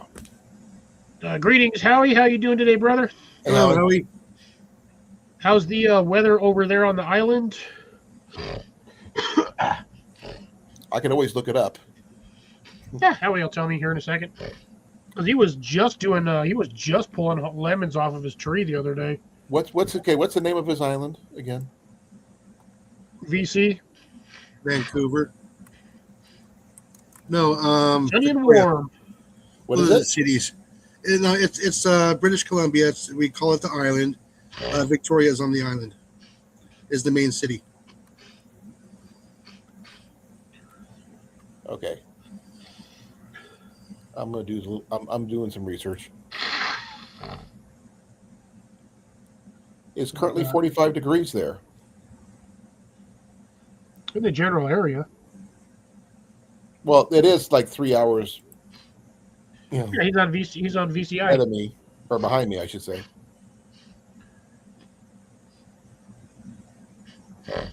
Yeah, he said sunny and warm over there. So, yeah, like I said, he was just outside with the lemons the other night. Was like 2 days ago, pulling lemons. Right. Hundreds of lemons. Oh, he had a high of 49 today. Ooh, Yeah, that's warm. Yeah, it Warm from is. the island. yeah. That's shorts weather. We had a high of 51. So My not high much was 80. difference. Which threw me off. The high was 80, even though we were cloudy 90% of the day. Well, clouds do retain heat more than clear skies. Yes, but it also doesn't let in sunlight. So the question is, where is all that heat coming from? Radiation doesn't need clear skies. That's why you can get a sunburn on a cloudy day. You can also get sunburned in the snow, which is hilarious to see people coming is. out of the snow like burnt to a crisp. Oh yeah, you could be a -2 and you still get sunburn, and windburn on top of that, which is even worse. Oh, I hate being windburned. You can get that in the desert, just walking in the wind. Oh yeah. Yeah, but yeah, Me and Jason know all about that. We lived in the desert. You're The one outside thing too that long really- on an 80-degree day with it's windy as shit. You'll come out looking like a fried lobster. the one thing that really surprises me that most people don't realize is that you could be in the wintertime, you could dehydrate like that because the cold will suck the moisture out of you. Oh yeah, especially if it's windy. Yeah, because you got to keep hydrated to keep warm. Oh yeah. What people don't realize, not just drinking coffee or cold. You can drink as long as you're drinking liquids like water or Gatorade or something. Keep your bodily fluids up. That will keep you. It's like a radiator. Fluid like antifreeze. You got to keep that stuff topped off. Ooh, that's actually good for you though, Howie, because that's a lot of water for the food forest. You ain't got to actually worry about giving any water manually. Oh, we're getting water tomorrow. Yeah, yours just happens to be frozen water. Yeah, we're getting a bunch of frozen water tomorrow. Wouldn't that technically make them micro ice cubes? Well, there are crystals technically, because That would be a micro ice cube. each snowflake. They said it's going to get down to 8 degrees. That still blows my mind, Howie, that you guys did not get any snow at all this winter. Well, he was off the coast too, so it makes a big difference. Yeah, but in previous years, he's almost been buried in snow. Okay. Oh, Good Lord, 5 frost days? Jeez. okay. We're only supposed to get 2 to 4 inches, but our winds are going to be up to from 55 to 65 miles an hour. Howie, if you guys only got 5 days of frost this year, how's the garlic gonna come up this season? Yeah, but garlic is usually a cold weather crop, isn't it? You plant it in the cold. Hardneck, yes, hardneck garlic is a cold weather crop, and you need like 4 months of cold weather for that stuff to actually do its business. Okay. So that's my question. If you guys didn't get no snow this year, how's the garlic gonna come up? I mean, I know it's gonna still pop up, but like, oh, garlic is almost ready. I got to see how big that stuff is because I know full well hardneck garlic needs a good amount of winter in order to propagate the normal way. Yeah, we're supposed to get up to 6 inches. So I'm very curious to see what your garlic harvest is going to be this year. Stay up. And I don't know what I was watching the other day, a random short, but I learned a little bit more about hardneck garlic, which I was actually shocked to learn. What did you learn? Which is, so normally when the scape comes up, if you want a bigger bulb, normally you just cut the scape off. Well, you can actually peel the garlic down almost all the way to the bottom and then break off the garlic scape from there, which will send more to the garlic bulb itself. And you're not actually losing anything. You're still getting the full garlic scape, but you're taking out more of the stem, so you're not losing any nutrients into the stem itself. Mm-hmm. And you I still can have understand all the of the wild leaf matter there. that you planted. The only thing is, I mean, a lot of people they grow all these different herbs and stuff. If they don't actually plan to eat it, it's kind of a waste. You know what I mean? Well, with a lot of herbs, if you plant and you get a small amount, you're no, you don't want to like clear cut all of your herbs. You do want to let some of them go to seed. That way you can spread out your area. So you don't start, one year you might start off with a 1 foot patch. Next year you've got a foot and a half, 2 foot, and it just keeps spreading from there. You can't just, unless you're So you got seeding, you like get direct 3/4 of sowing. it? You harvest 3/4 of it then. Yeah, you can harvest a little bit here, a little bit there, but if you clear cut all your herbs, you're guaranteed not to get any seed stock. If you want your herb garden to expand, you kind of need seed stock. Yes, you can 1,500 buy the bulbs? seed stock from the store. 1,500 bulbs of garlic. That's a lot of garlic. Oh, Does he sell this stuff? he takes it to like the farmers markets, or when he does Okay. like That makes sense. those, he does a lot of that stuff. That's what it makes sense because I mean, on the average, even if he dries or cans any of it, 1,500 is a lot for one person for his family. I guess he has a large family that he bakes a lot of Italian stuff. You got to look at it this way, though, Colin. English, sorry. One bulb of garlic, depending on variety. So if he happens to be growing elephant garlic, which that variety only produces like 3 to 5 cloves per Yeah. head, which even at 5 is actually a pretty good yield. Right. Versus the other stuff like your standard garlic, hard neck, soft neck. Yeah, I know there is actually more than those 3 varieties, but your standard average bulb of garlic will have 15 to 20 little cloves. At Okay. 1,500 garlic, you're looking at like what, almost 100,000 cloves. Yeah. He says he buys garlic, barters, sells, trades, He'll and trade gives. and give. Yeah, he'll trade it with like friends and family, neighbors, anybody that needs garlic. So please forgive me. I'm exercising. And like I said, he does. He will take a lot of that stuff to like farmers markets or the food pantry. Okay, that's cool. You watch a picked lot up- of his videos. He'll take a ton of food to the food pantry. The other Over there week, in DC. we went down to the food pantry on Friday, and we picked up some. I picked up some parsnips, and that's where Ian acquired his potato the other while back. Holy shit, that's expensive. Wow. I thought we were getting bad because you go to the store and they're like 2 bulbs of garlic, two standard bulbs of garlic is like $5.99. So he's selling it though for $30 a pound. You can go to the store for $5.99 and get like 15 bulbs of garlic Right. at the grocery store because they're like 50 cents. Usually you can get like 3 for $1, Well, we're gonna have to wait and see on that. which blows my mind. They're like, for seed garlic, which is the exact same stuff they're going to sell you in the store, Yep.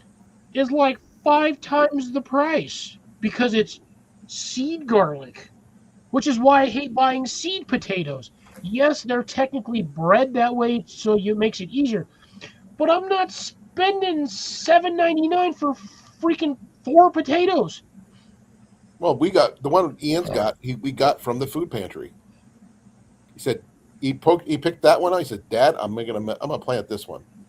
So that's what he did. And we put it in the onion bin, as you said, or you or Jason said. No, Whether I mean- production with onions from an onion bin will cause them to sprout. Yeah, and it doesn't even matter the onion. It can be like a red onion, a yellow onion, a sweet onion. It could be the damn freaking little tiny mini onions, which are the Be a leek. the what? It can even be a leek. Yep, it can be a leek. A leek is technically an onion.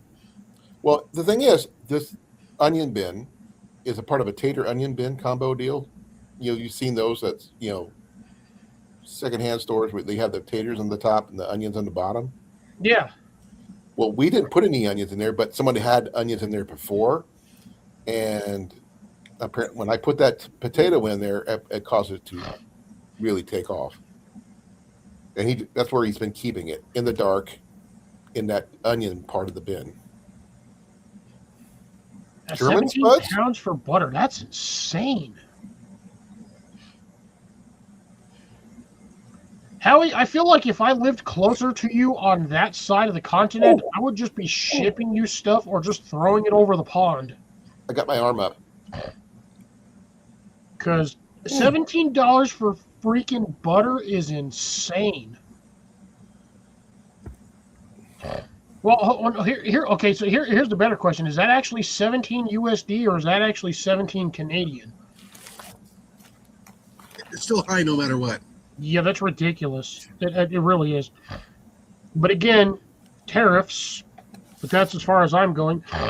I heard some of that the Supreme Court is saying those are unconstitutional or whatever it is. They're canceling them Oh, yeah, because. it is. So when is that supposed to take effect? Never, because dumbass has straight up said that he's going to run a 10% cross-the-board tariff for everything The question globally. is 10% of what? Yeah, that's the good question. Where is he getting? Nobody 10% knows what increase. the actual base is. Yeah, no, it's a 10% just across the board. Yeah, but yeah, it's BS. And yeah, so that's usually what it is down here, even in the States. Cecilia is usually you can get a 3-pack of garlic for like $1 and change. And I do mean $1 and some change. But we're also getting cloves of garlic that are freaking huge. Well, in the past, we've always gotten the little 2-pack. Yeah. And just let it run, Howie. Just let it run. See what happens.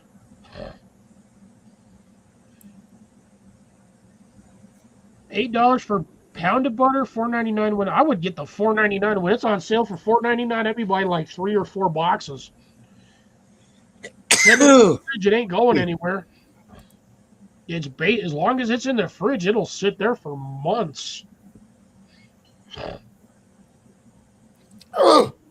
Okay, that hurts. CR is making tomato soup over here. Oh, I hope he does. I think he owes us a grilled cheese set video. He needs one. Yeah, I'm kind of curious on those German potatoes. Okay, I know there's probably such a thing, but what do they look like? Are they the purple ones? Are they red ones? What are they? No, the purple ones are usually like the little tiny like fingerling styles. Colin, they're white. I don't know. I mean, I don't remember much about. Well, the yes, German ones when I Jason, was the thinking Europeans are of it. white. I didn't look at plants when I was in the service then. Even though I was there for 2 years, I didn't get around a lot of farms. I mean, Cecilia, that's still cheap for butter. If your online order is a max of 4 at $4.99, is what, $20? I mean, you won't have to buy butter for a very long time. Jenny bought. Yeah, and Ian both we'll catch them bought on sale 10,000 for like- each today. We'll catch them on sale and we'll buy a whole bunch. We got about 20 Throw 'em in pounds the of freezer. sugar here now. That's what I like to do. Yeah, there you go. You can put butter in the freezer. It doesn't really change the texture of the butter. Yeah. Unlike cheese, when you freeze cheese, it totally changes the texture of cheese. Yeah. So German potatoes, not the skin, are slightly yellow. So it's like so that would be like the standard russets or the russets. Yeah. Or I your don't like eating potatoes raw. I know it sounds weird, but I like the taste.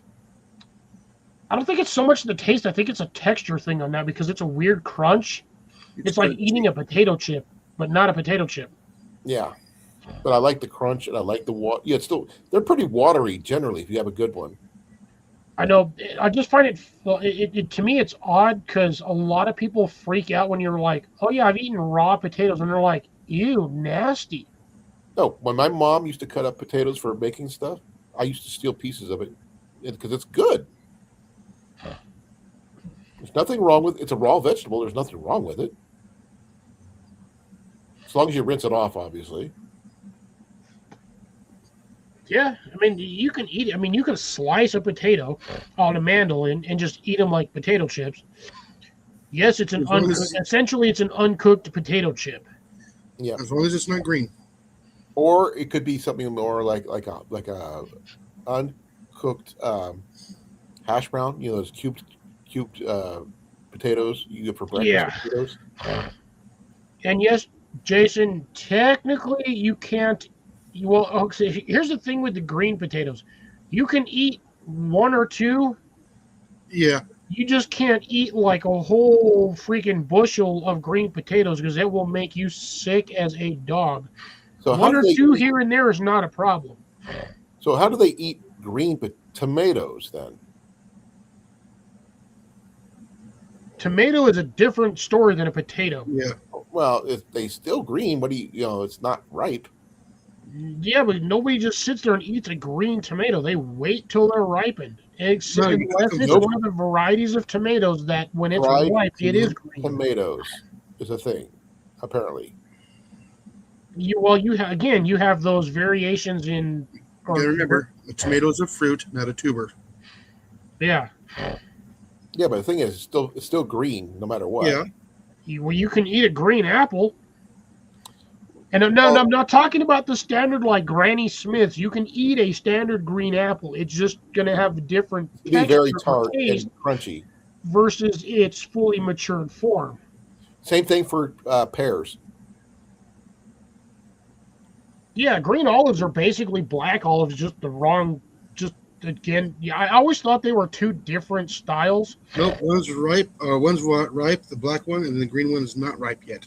Yep, found that out a couple years back, and I was like, well, shit, I feel stupid. Still taste nasty when they're raw.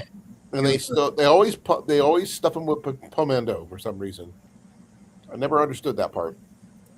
Yeah, let's stick an olive with a random piece of spicy. No thanks. Or like this other carrot. It's like I feel like it's a slice of carrot. Honestly. When I was at the warehouse, they used to have olives as garnishes for drinks. Yeah, Like and if you're ordering a martini, normally yes. You know, some other drinks too. But I mean, the thing is, we actually sold those by the jar. Again, of olives. tomato is. I mean, These are olives, green olives. Yeah. But yeah. sorry, I'm not an olives fan at all. I do not like olives. Oh, talk to this woman right here. She likes her olives. I do not like. Jason sending me dirty pictures again. I knew it was you.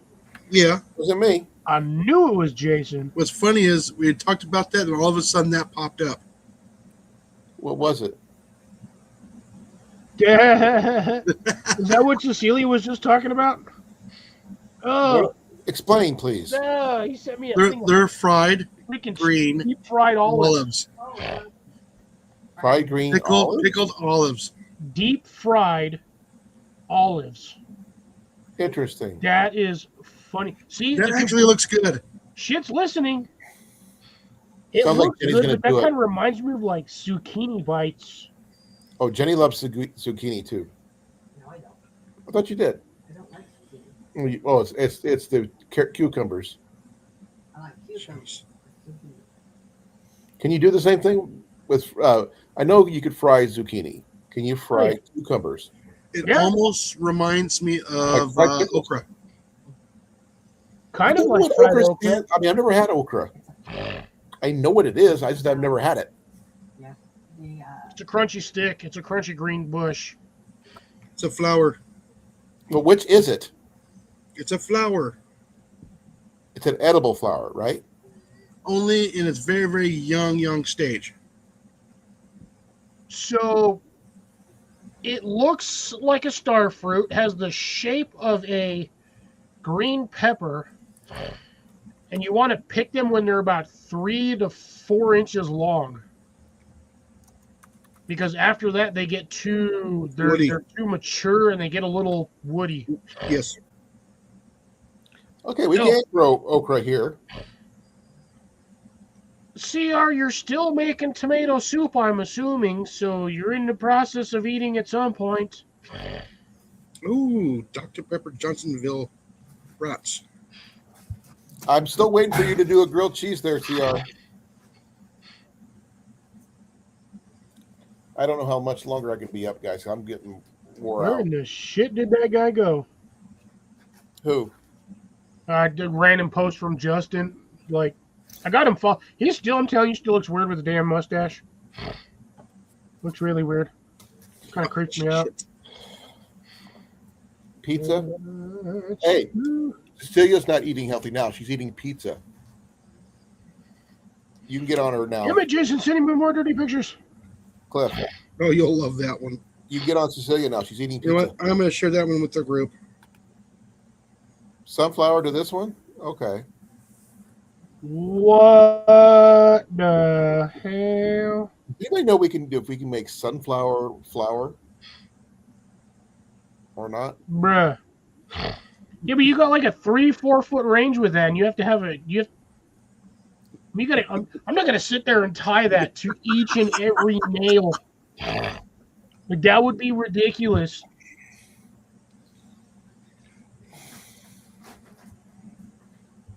Ridiculous. Cliff, did you hear my question? No, I did not. Can you make flour out of sunflowers? Yes, technically you can. It would be sunflower flour. Yeah, okay. Could you bake with that?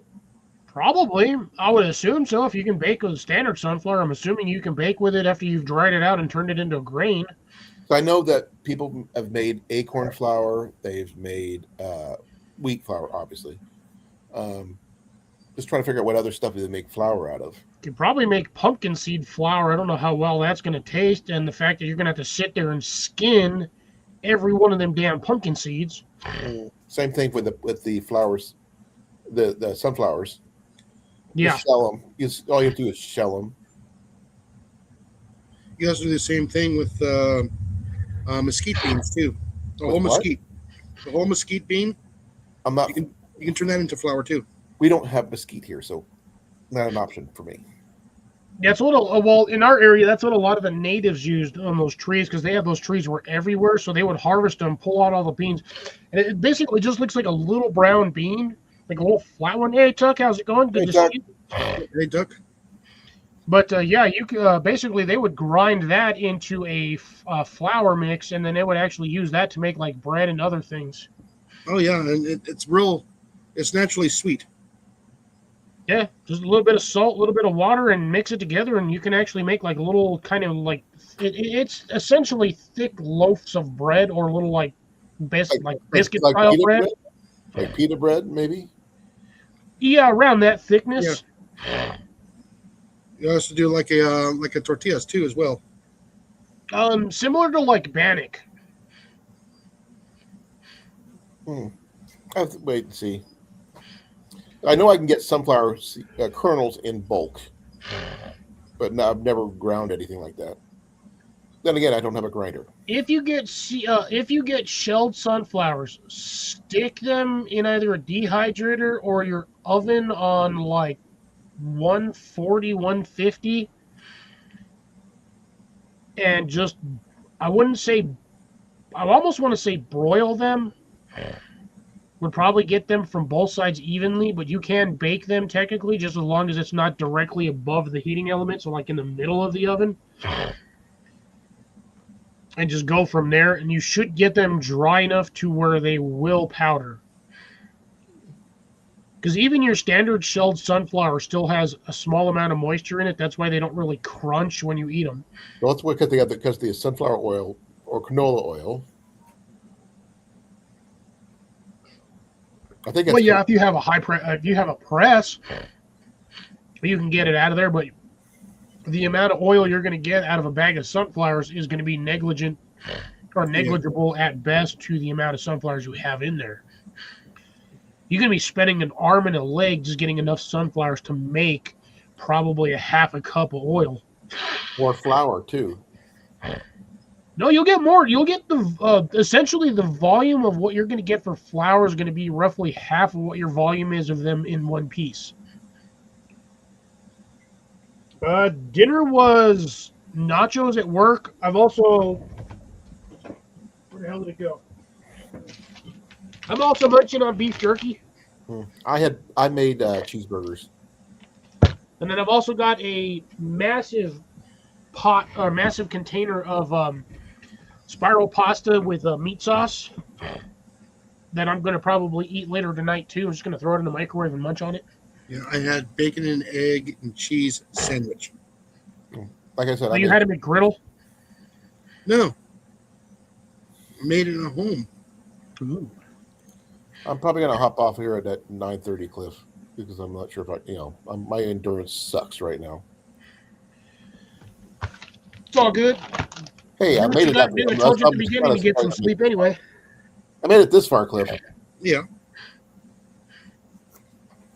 I just wanted to show you my new sleeping pad. I haven't tried it out yet. It has not been out of the package, but it's there. I know I can't lift it up over my head right now. Ribeyes. Oh my gosh. Quit bragging about ribeyes. Oh, Jesus Christ. Them better be like some 15-pound ribeyes. $244. Good Lord. Now, here's the question. Is that Canadian or American? expensive no matter how you look at it. Yeah, I was Yeah. going to say that's even American. That's what, almost $200 Yeah. for two ribeyes. Them better be some big ass ribeyes. Now, how thick? That's what I'm saying. They better be some big ribeyes. Grass-fed. How is it? This thick or this thick? Probably 3/4 of an inch to 1 inch. Free Excuse range. me? Yeah, Sorry. forget all that. 14 millimeters. 14 millimeters is not that much. Well, no, it'd be 24 millimeters. They can't be Sorry. corn fed because he's not here today. Whole rib. Oh, Jesus. Did you hear that? Jenny pulled out the bump for you. But I'm pumped. Yeah. She forgot the assemble part. Oh, 2 inches thick. 2 inches thick is pretty good. Yeah, that's about a 5-6 pound ribeye. Jason, you need to get him some of your dry rub. He's dry aging them. Those are going to be some really tasty steaks. Just think of it if he added Jason's. I'm going to have a second one because I've got stuff to munch on tonight. Okay, Cliff. One, I need a drinker for me. Because I'm on muscle relaxers, I can't drink. Even if I did drink, which I don't. I'm not going to do super heavy because I hate when my fan does that. It freaks me out. Does it squeak at you? Huh? Did it squeak at you? No, it every once in a while it just like slows down, like if it's about to turn off and then it goes back to normal. I'm like, ooh, I would stop doing that. Okay, that's a good question, Grace. No, for a whole cow you'd be looking at about $1,500 to $2,000. Probably a quarter or. Oh no, sorry, for a whole cow you're looking at about $5,000. Sorry. So, for 244, it's either a half or a quarter.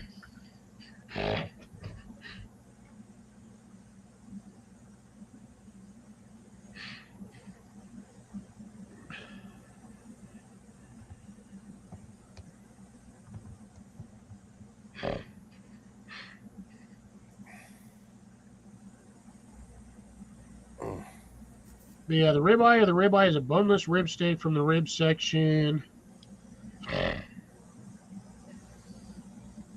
Yeah, so he bought a huge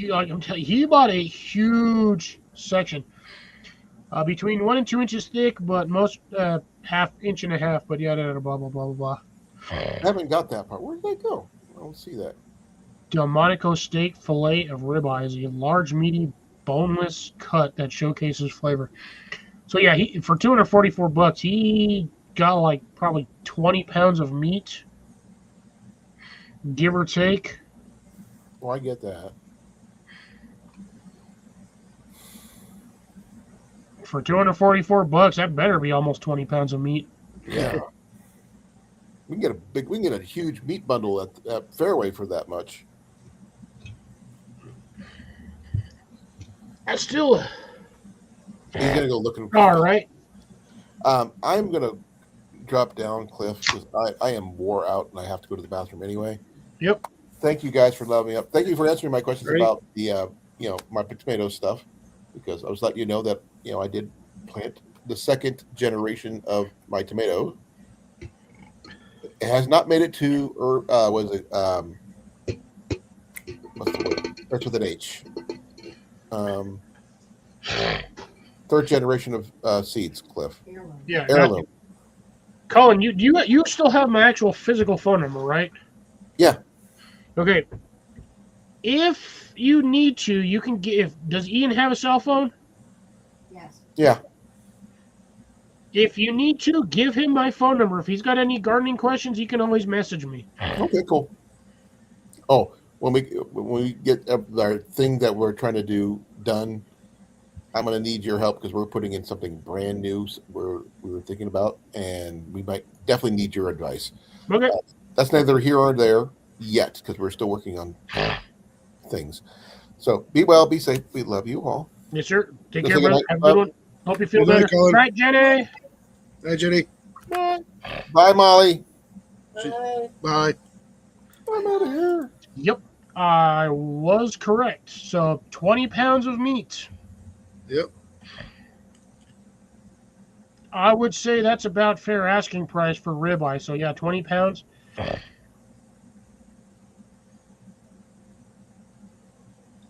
That is a... Wait, so that actually might be 40 pounds.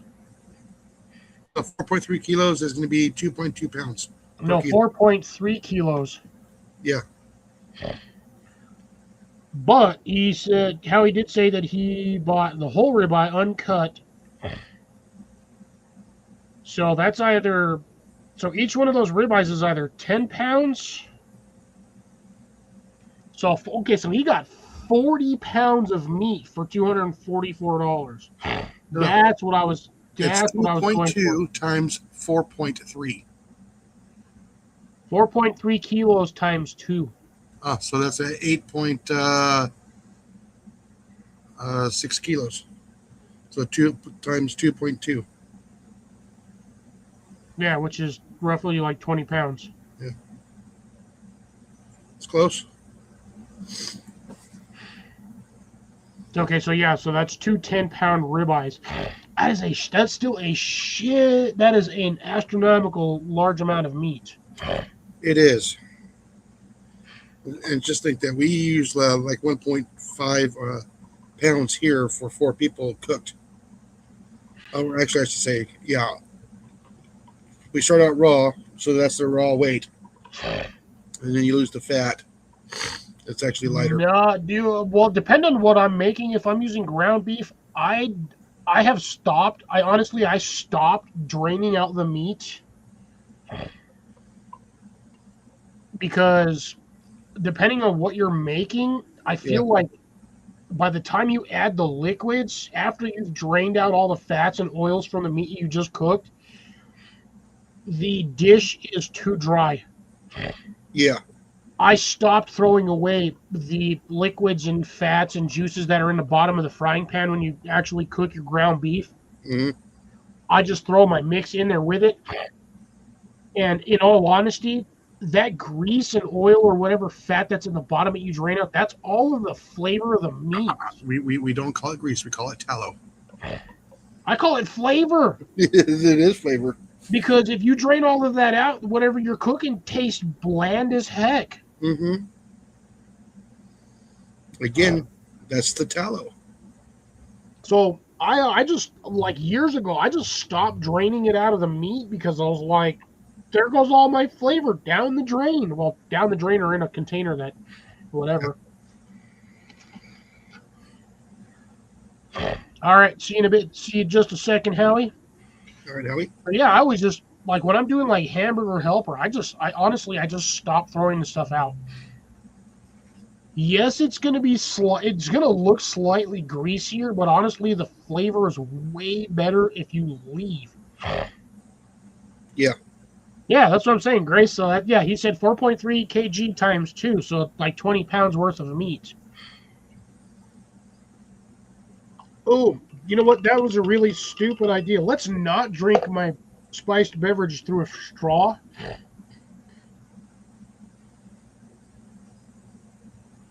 Because I don't particularly feel like being that drunk tonight. Plus, I only got another 30 minutes, and I'm not going to have anything else after this Yep. other than snacks and food. Yeah, so going back to what I was asking earlier about how close Colin had to a Lowe's is because if he was going in that direction, I was going to give him the 80. I was going to send him the $85 so he can go get one of those put together planters. Now that's assuming that's the same price they are in his area. Yeah, you would have to check with the item number. So I might have to have him do that and then tell him, be like, hey, next time you're in this area, let me know like a day or two before.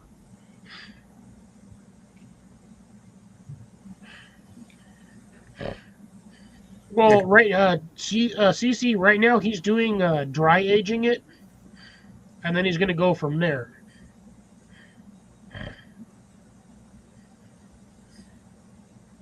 But God, I can almost imagine shredding that. Just slightly, so it's like 19.75 or 19.8 pounds. That's still not bad for Canadian prices.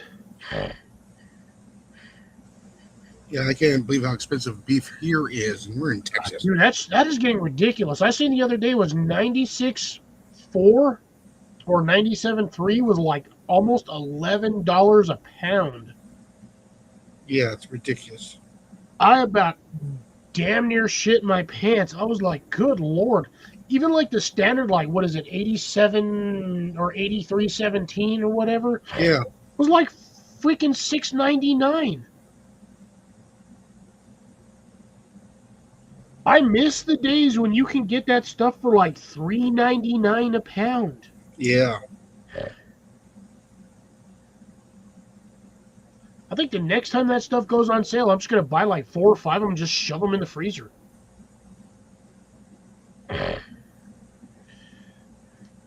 Yes, it does seem a tad bit expensive for that amount of meat, but in the long run, it's probably going to save him, to be honest, probably another $200. Yeah. Because he's already got the meat. And no matter what, the price of meat is going to continue to increase until both countries figure out what they want to do with their governments. That's where I'm going with that. And that's pretty much all I'm going to say on that matter. But yeah, meat is just going to continue to increase. So getting what he got for the price he did now, guaranteed is going to save him at least $200 in the long run. Additionally.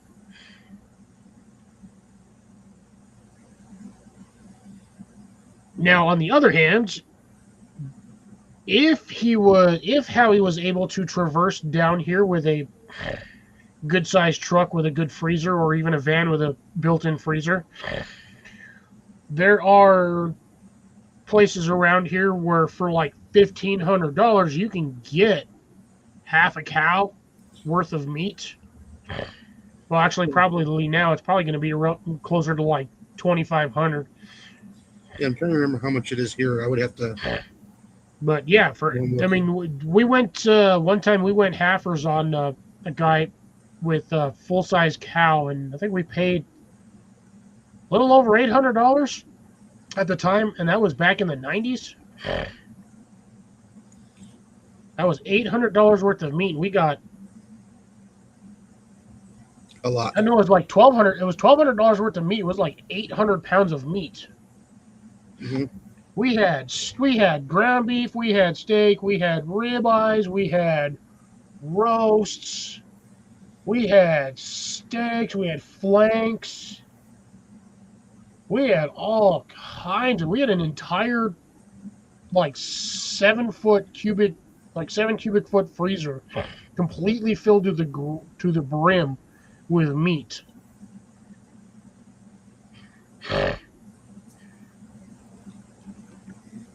And that was, at the time, the process and harvesting. I think the total cost for that cow was just over 1,500 for the whole process. Yeah, that's not bad. But you still got, you got the processing fee. So yes, they're going to charge. You've got workers' fee. So, but at the same time, so yeah, it was a little bit more than the standard whole total fee. So probably closer to like 1,700. Link for what, Howie? Do you want to pop up tonight? If you want to pop up, I can do that. I think I still have the link right here.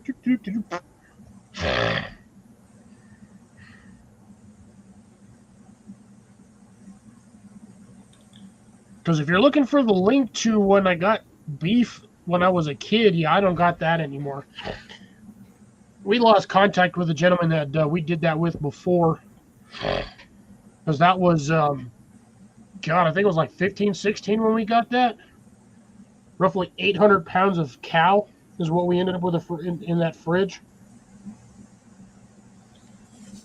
Because I know we can go down to the quality meat store here, and you can get a pretty good. You can get a nice bundle for like Greetings, Brother Howie. You get like a lot of meat. Hang on. Don't go anywhere. Are you using to show us some steaks? Somewhere. I'll be right back. Alrighty. Reminds me of Sean's clock. And his painting right next to the clock. Mm-hmm. Doomsday clock. Always set 1 minute before 12. Everyone thought Sean's clock was broken. He just had it set that way on purpose. Oh, is that the doomsday clock you had? Yeah. Night, CC. Have a good one. Good night, Cecilia. Oh, yeah. Two ribeyes. Yeah, those are some good chunks of meat. Oh yeah. Yeah, it's the best. It's grass fed, and Well, all cows are it's actually from Winnipeg. Oh, nice. So not too far from where you're at. Both of them Winnipeg. cost me You made it across the $250 country to get to you. Yeah. But I'll be dry aging these for a while. And then I'm going out into the wilds. I'm going to a marine park for a week. Nice. So I got family with me, so this is what we'll eat. Man, that would be, you cut that on a slicer, that's probably, what do you think, Jason, about 15, 20 good-sized steaks Oh yeah, easy. off of each one of those? Even if you cut them at like 1.5 inches. Yeah. No, I'll mind get you, about 15 steaks out of each one. yeah, that's about what me and Jason were figuring. If you cut them about 1 inch, 1.5 inches, like 1.25 inches, yeah, you can get a ton of steaks out of that thing.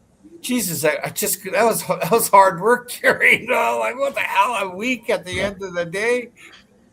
But you know what? I'd pay double that if I bought them cut.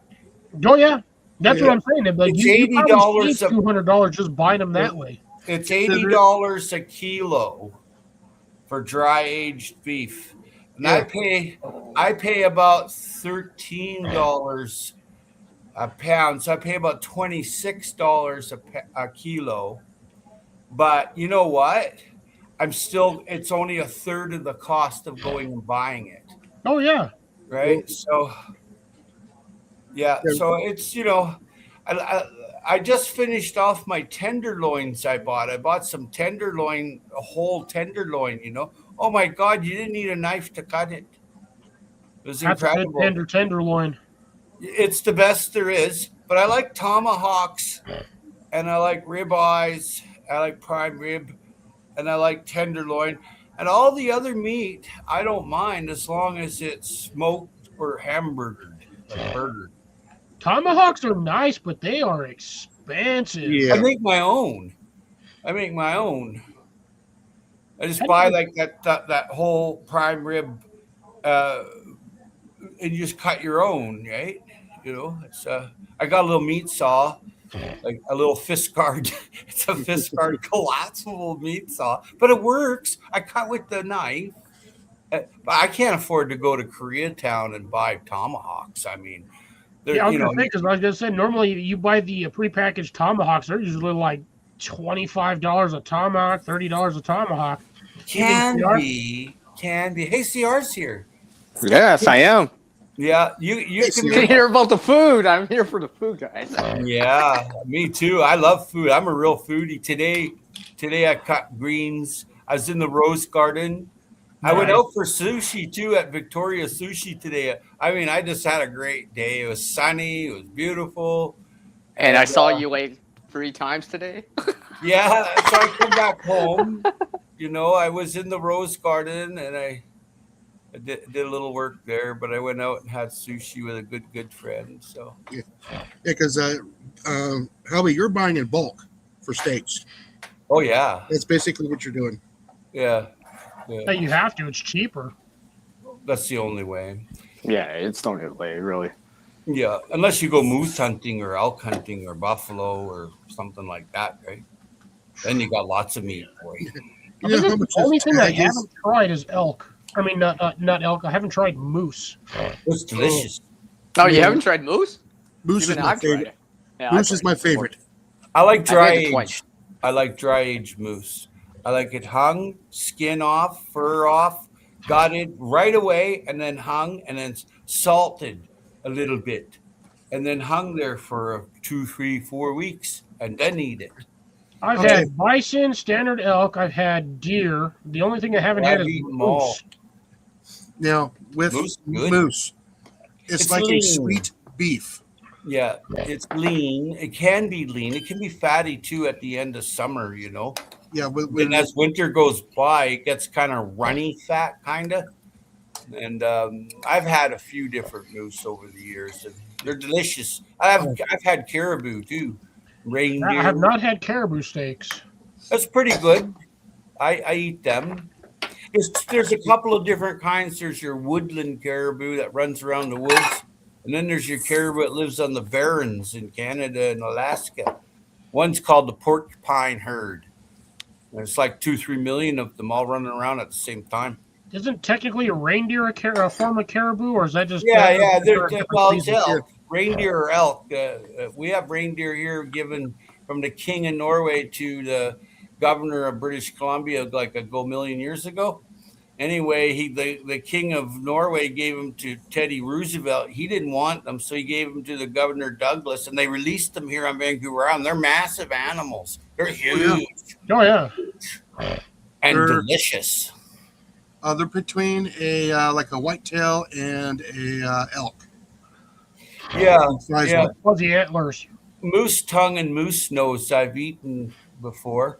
My aunt was Ojibwe native, and she'd make this moose tongue pie, moose nose tongue pie. It was actually really good. I know it sounds Yes. gross, but Sounds weird, in all honesty. Well, But I mean, you know I'm what? also an American, so I've never had really had the. I didn't grow up eating stuff like that. yeah, well, my auntie there, she that was what the first thing we had to give her. You know, we had to give her the nose and the tongue, and then she made the pies from that and meat pies and stuff. And then they cut the meat really, really skinny on the moose, and then we hung it up and dried it. You know, and then we just put butter on it and ate it. I had a bunch this year given to me by some guys that I knew. It was really nice of them to think of me, and they brought me like jars of. They brought me like jars of salmon and stuff like that. You know. Now, if you want to do moose correct, you got to do it in a pot roast. Well, the tough parts, but you can get ribeyes off of moose too. No, I meant just the taste of it for your very first time. Well, that's a problem too. People that butcher it wrong, it stinks. I don't like that.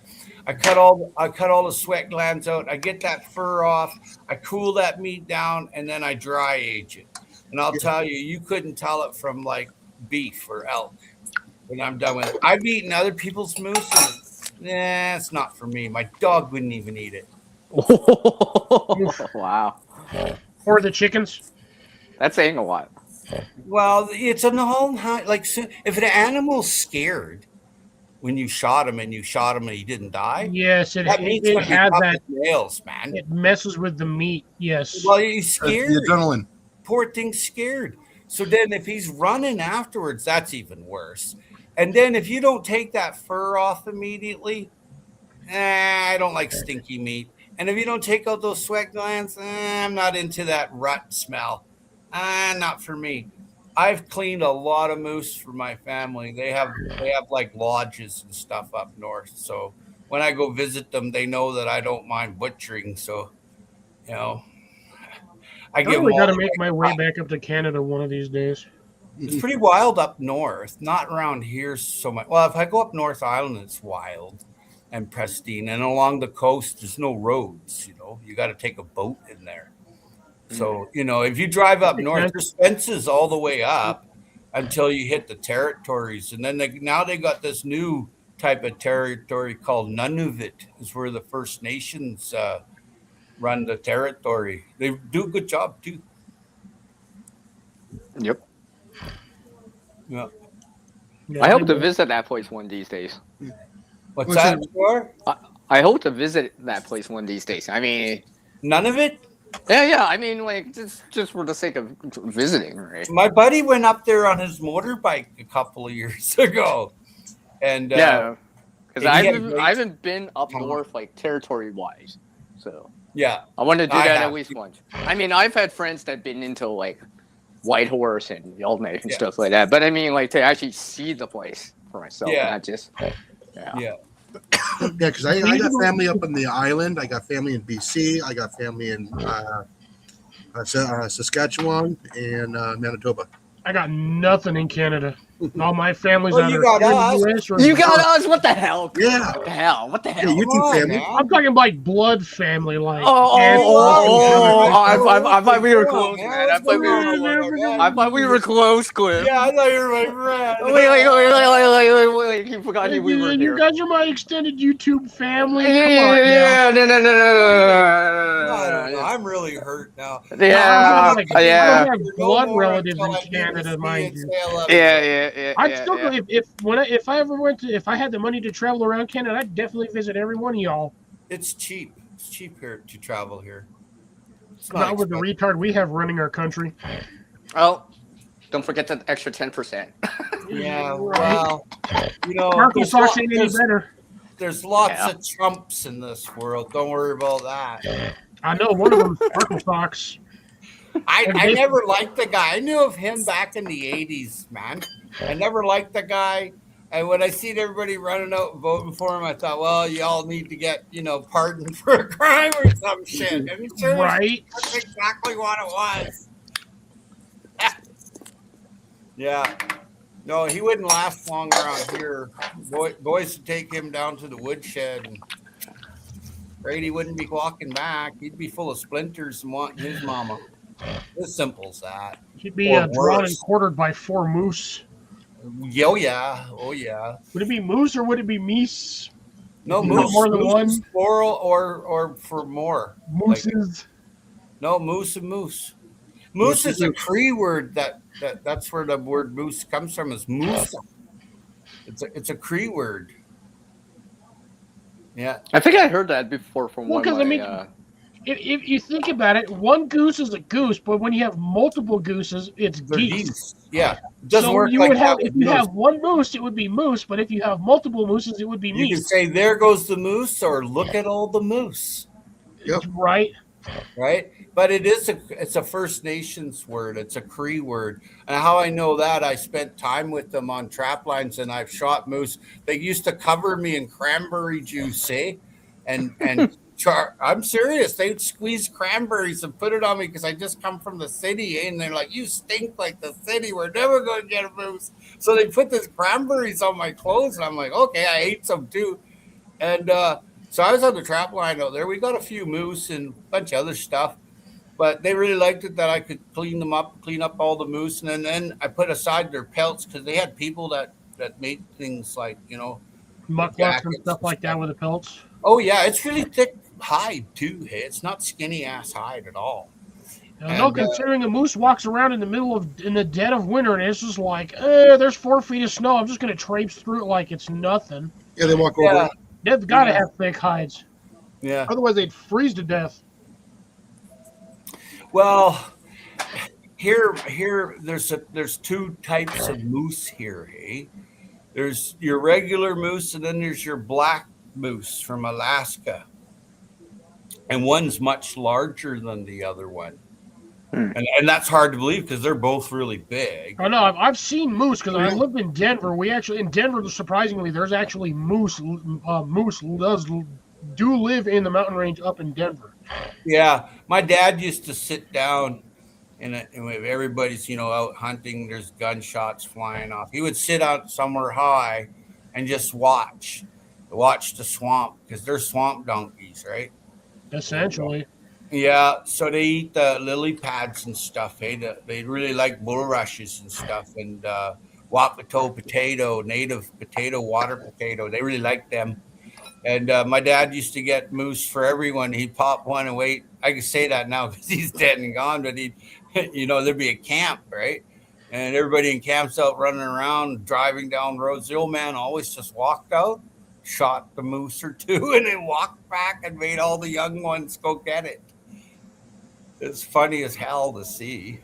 Oh yeah, because I mean, I would assume that's the same with all hunting. The more noise you make, the less chance you are going to see something. You walk out into the bush. Yeah, if you're walking out into the bush, mile and a half, chances are you're going to run into 3 or 4 of the animals that you're looking for. Well, during the hot of the day, they're in the shade, man, and then in the swamp, right? During the hot of the day. Now, if it's cold, they're moving, right? Yeah. Yeah. It's really weird here to get you to shoot the calves, the little tiny moosies, right?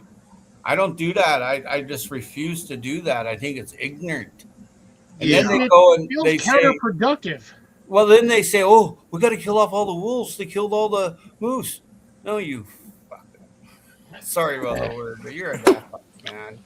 And they do that here a lot. Hey, they kill a lot of the wolves. They just killed all the deer on an island over here called Sydney Island. They killed everything. They have out in snipers and choppers, and they killed hundreds, if not thousands, of them. Aren't those aren't those the like Sitka deers, the like little tiny ones? Well, no, they're fallow deer. They were introduced to that island, and enthusiasts would go, oh, they're eating the native vegetation. And then they had some native guy there pointing, look, this is where they ate. Well, of course that's where they ate. So then they brought in these wolves.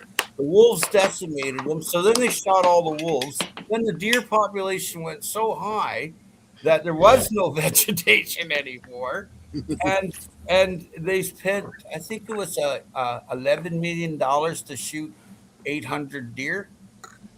It's all counterproductive. You leave a handful of deer, you leave a handful of the wolves or whatever, and they're gonna balance themselves out. Yeah, exactly. It was disgusting. They put the on pallets. They pallet loaded all the dead deer, guts in them and everything, and then they flew them over to the reservation and dropped them there.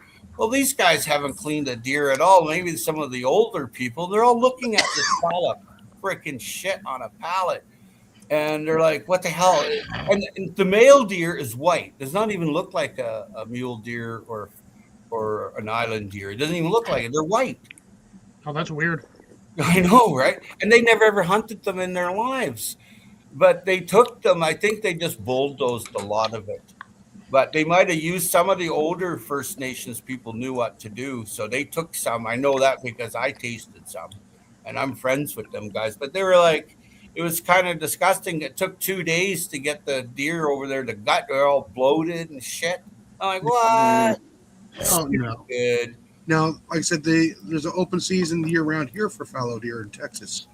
Yeah, they run wild. They were brought here and put on that island for rich colonialists to go and have hunts with their doggies and stuff. Yeah.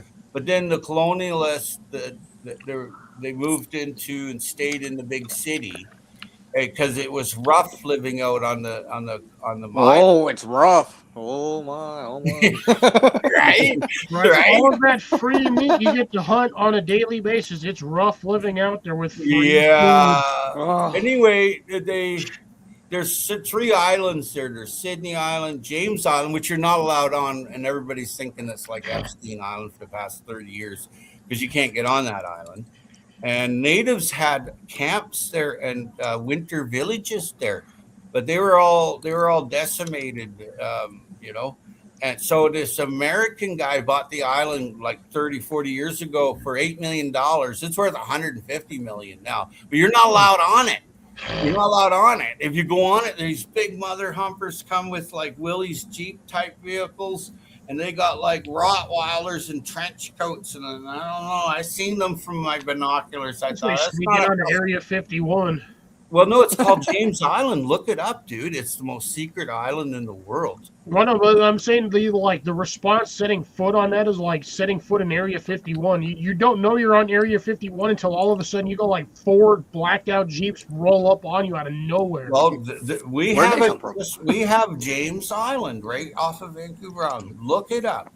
It's amazingly secret, right? And on that island there, back in the day, there was a dynamite factory, right? So there's these huge wharves on the back side of it. It's just amazing. You could put a ship, a liner, like a big ship there at the wharf. That's how big it is, because they used to come in and pick up the dynamite that was made there. Right? See, I wonder if Dr. Evil is there. I don't know, but it's kind of weird because James Island, then you got that Epstein St. James Island. It's like, what the hell? But this one's been secret a long time. But some cool heads I know, some organic farmers that love the ocean, and they're conservationists and stuff. They go there to James Island, but they don't go above the tide line. They stay below it because that's Canadian Open water. Right? It's the border kind of thing, right? But you can't go above it. And the natives said they used to bury their people, or not bury them, put them in trees and stuff there. Well, that was all cut down, So, yeah.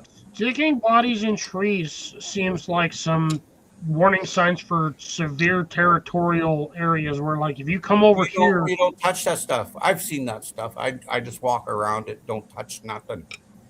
It's not. I wouldn't want to anyway. I know with I didn't grow up around natives, but I've seen a lot of folklore and stuff. It's like, you see stuff like that, you don't touch it because that's bad juju if you disturb it. Yeah.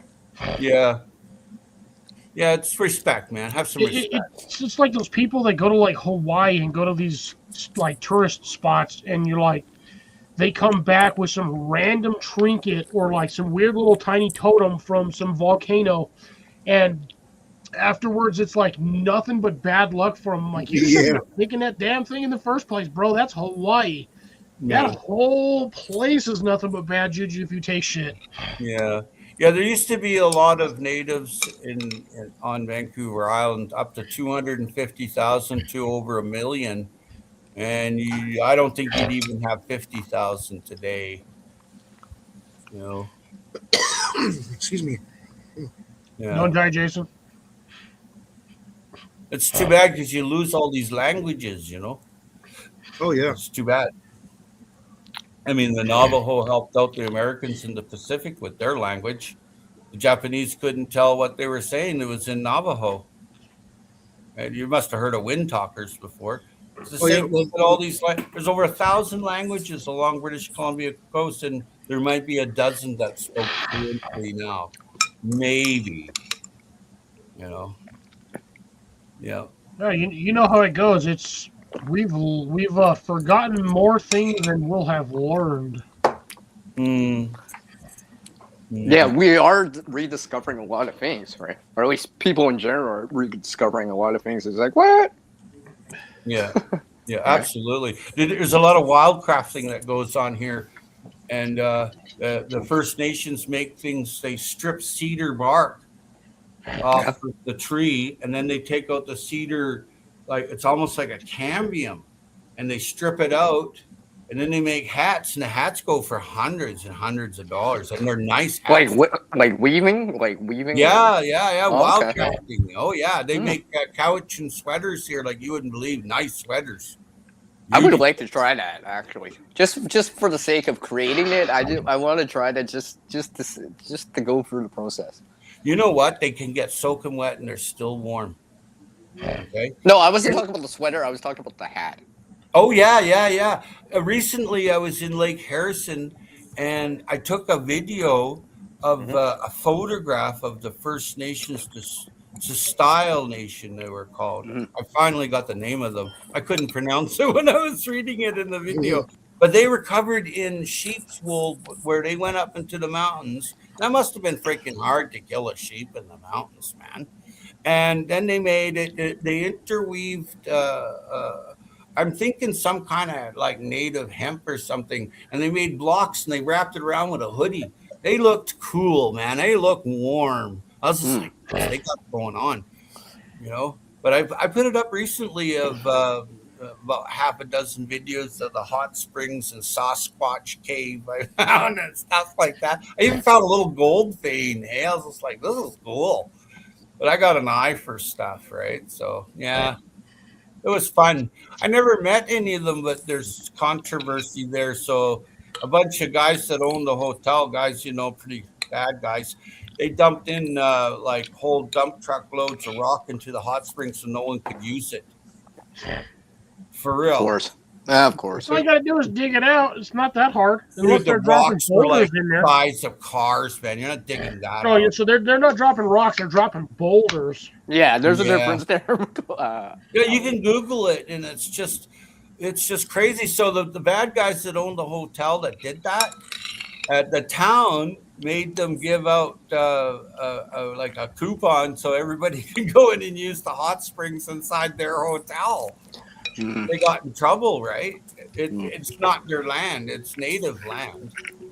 It wasn't their land at all, and the thermal heating that's coming out of there that heats the entire town and gives the entire town hot water. That spring is run by the stream keepers, these really cool guys. Hey, I'm going back and I'm meeting them. Hey, yeah, That's cool. yeah. I kind of stepped into some pretty ugly stuff there going on. And I tried to keep it to a minimum because I'm not there about the politics. But if I see some kind of injustice, I'll videotape it, right? But I'm not going to go out of my way and shit disturb, right? So I went over, I took a video of them. They took floating bulrushes and plants to clean the water out of the Mirami River. And then right above the Mirami, the people that run in the town, the bad guys, they got a big sewage treatment plant. Hey, you got to filter your water somewhere. Dude, there's way better ways than what they're doing. They're doing tertiary and just releasing it in the lake. When I seen that, I didn't even go fishing, man. I had my gear with me, and I thought, screw that. I ain't even gonna throw a line in, even though I saw fish bleaching there, you know, in the mornings. And but you know, it's hard to get someone to change their tune, so to speak. Yeah, I just all I heard was water treatment, to be honest, and then fishing, and I'm like, dude, I don't want to eat a shit flavored fish. Yeah. No. And so Too anyway, the stream keepers put a sign up, and they had their picture there. What they were doing, they were doing a dance and stuff and drumming and stuff. And some piece of trash went and carved knife marks on their picture. I took video of that and I put it up on the internet. I told the guy that did it. Now, I don't know who did it, but I told the video because you never know. Someone might there that actually did that. Watch it. I said, you know, you got to find peace. You have no peace, right? That's a great way to find out how not to be walking among the living. Doing Right? something like that, especially against some like Them stream stuff. them stream keepers are what's keeping industrial commercial out of the spring, right? And they clean the river for the sturgeon and salmon that come up, and they take a big pride in it, man. There's a big group of them, and they're no slouches, man. They really try hard. But when I seen their faces cut up, well, the one was cut up with a pocket knife, I thought, you dirty rotten bastards to do that. And they make them signs themselves. Right? They make everything themselves. Yeah. But it was pure racism is what it was. That's exactly hatred, right? Fear, really. Usually, what it always comes down to. Well, people Not go, oh, necessarily racism, just fear of everything. well, yeah. Well, what it is? Oh, I hate you. So what's that mean? Well, I fear you, so I'm gonna come over and do something bad to you. It's like where I live here. There was 1,250 First Nations Chintic, they were called. They were like Luangan territory, you know. That's what we're in. So anyway, they were all invited into the city, like in 1858 or whatever. They were all poisoned with turpentine and paprika. They all died along the trail. And a guy that I knew, I read his memoirs from his granddaughter, and I knew the whole thing. So I went and told the chief, this lady, about everything that happened. She was trying to find what happened to the village that was there. I said, well, they were all murdered. And she just broke down. I had to hold on to her and stuff. I said, you know what? Someone's got to tell you, right? And so I told her what had happened because nobody knew. And I said, who, like all the older kids, when they seen all the parents dead along the trail from Fort Camosun, they all run into the woods, but the little kids couldn't. So the guy that wrote about it in his memoirs and diary, he raised the little kids, right? That was good of him. That's crazy. Yeah, but you know they were given. They thought it was alcohol, right? At Fort Camosun, and conveniently the native agent was gone, right? Convenient, and then 10 years later, this place was all divided up and sold as real estate. Yep. So secret society are garbage people because they were ones that did that. That honestly sounds about right for the entire progress of both your country and our country. Well, colonialism, take what you have and get rid of you. It's been going on a long time. Too long. No, it's I see what they have. Let's find a way to get rid of them so I can now have what they have. Evil exists, dude. Oh yeah. Well, yeah. Ooh, I want to have that. It's been around since the dawn of time. We just can't. We can't. It's in nature. It's bred into us. We just can't get rid of it. There are the few people that try to look past it and do what they can, but for the most part, evil is human nature. As long as we exist, evil will exist as well. One can say there is evil in nature itself, but it's not one-sided evil. It's self-preservation of evil. Yeah. You have evil to an extent. We'll say carnivores, wolves, all of those, lions, bears, things that eat other animals. But there's a balance, because if they know full well if they eat too much of something, they're not going to make it through the next season. Yeah. Human nature is just like, let's just get rid of 40,000 of those, and we'll just take over that area, and that's going to be that. Yeah. Oh, we don't need the bees. Yeah. Love conquers all fear and hatred. Yeah. If you love yourself, you'll love others. And if you go through life without loving, then you've missed life. And you didn't know you were on this little blue and green marble flying through the Milky Way galaxy at tens of thousands of miles. I was going to say flying through billions of miles of freaking nowhere. Carl Sagan. Yeah, I don't know if you know who that is. No, I know Carl Sagan. Yeah, he got buried in space. Hey? His ashes got shot out in space. Hey? With Sam Garcia, too. We know who took over his spot, right? Yeah. Neil deGrasse. Yep, Neil deGrasse Tyson. Yeah.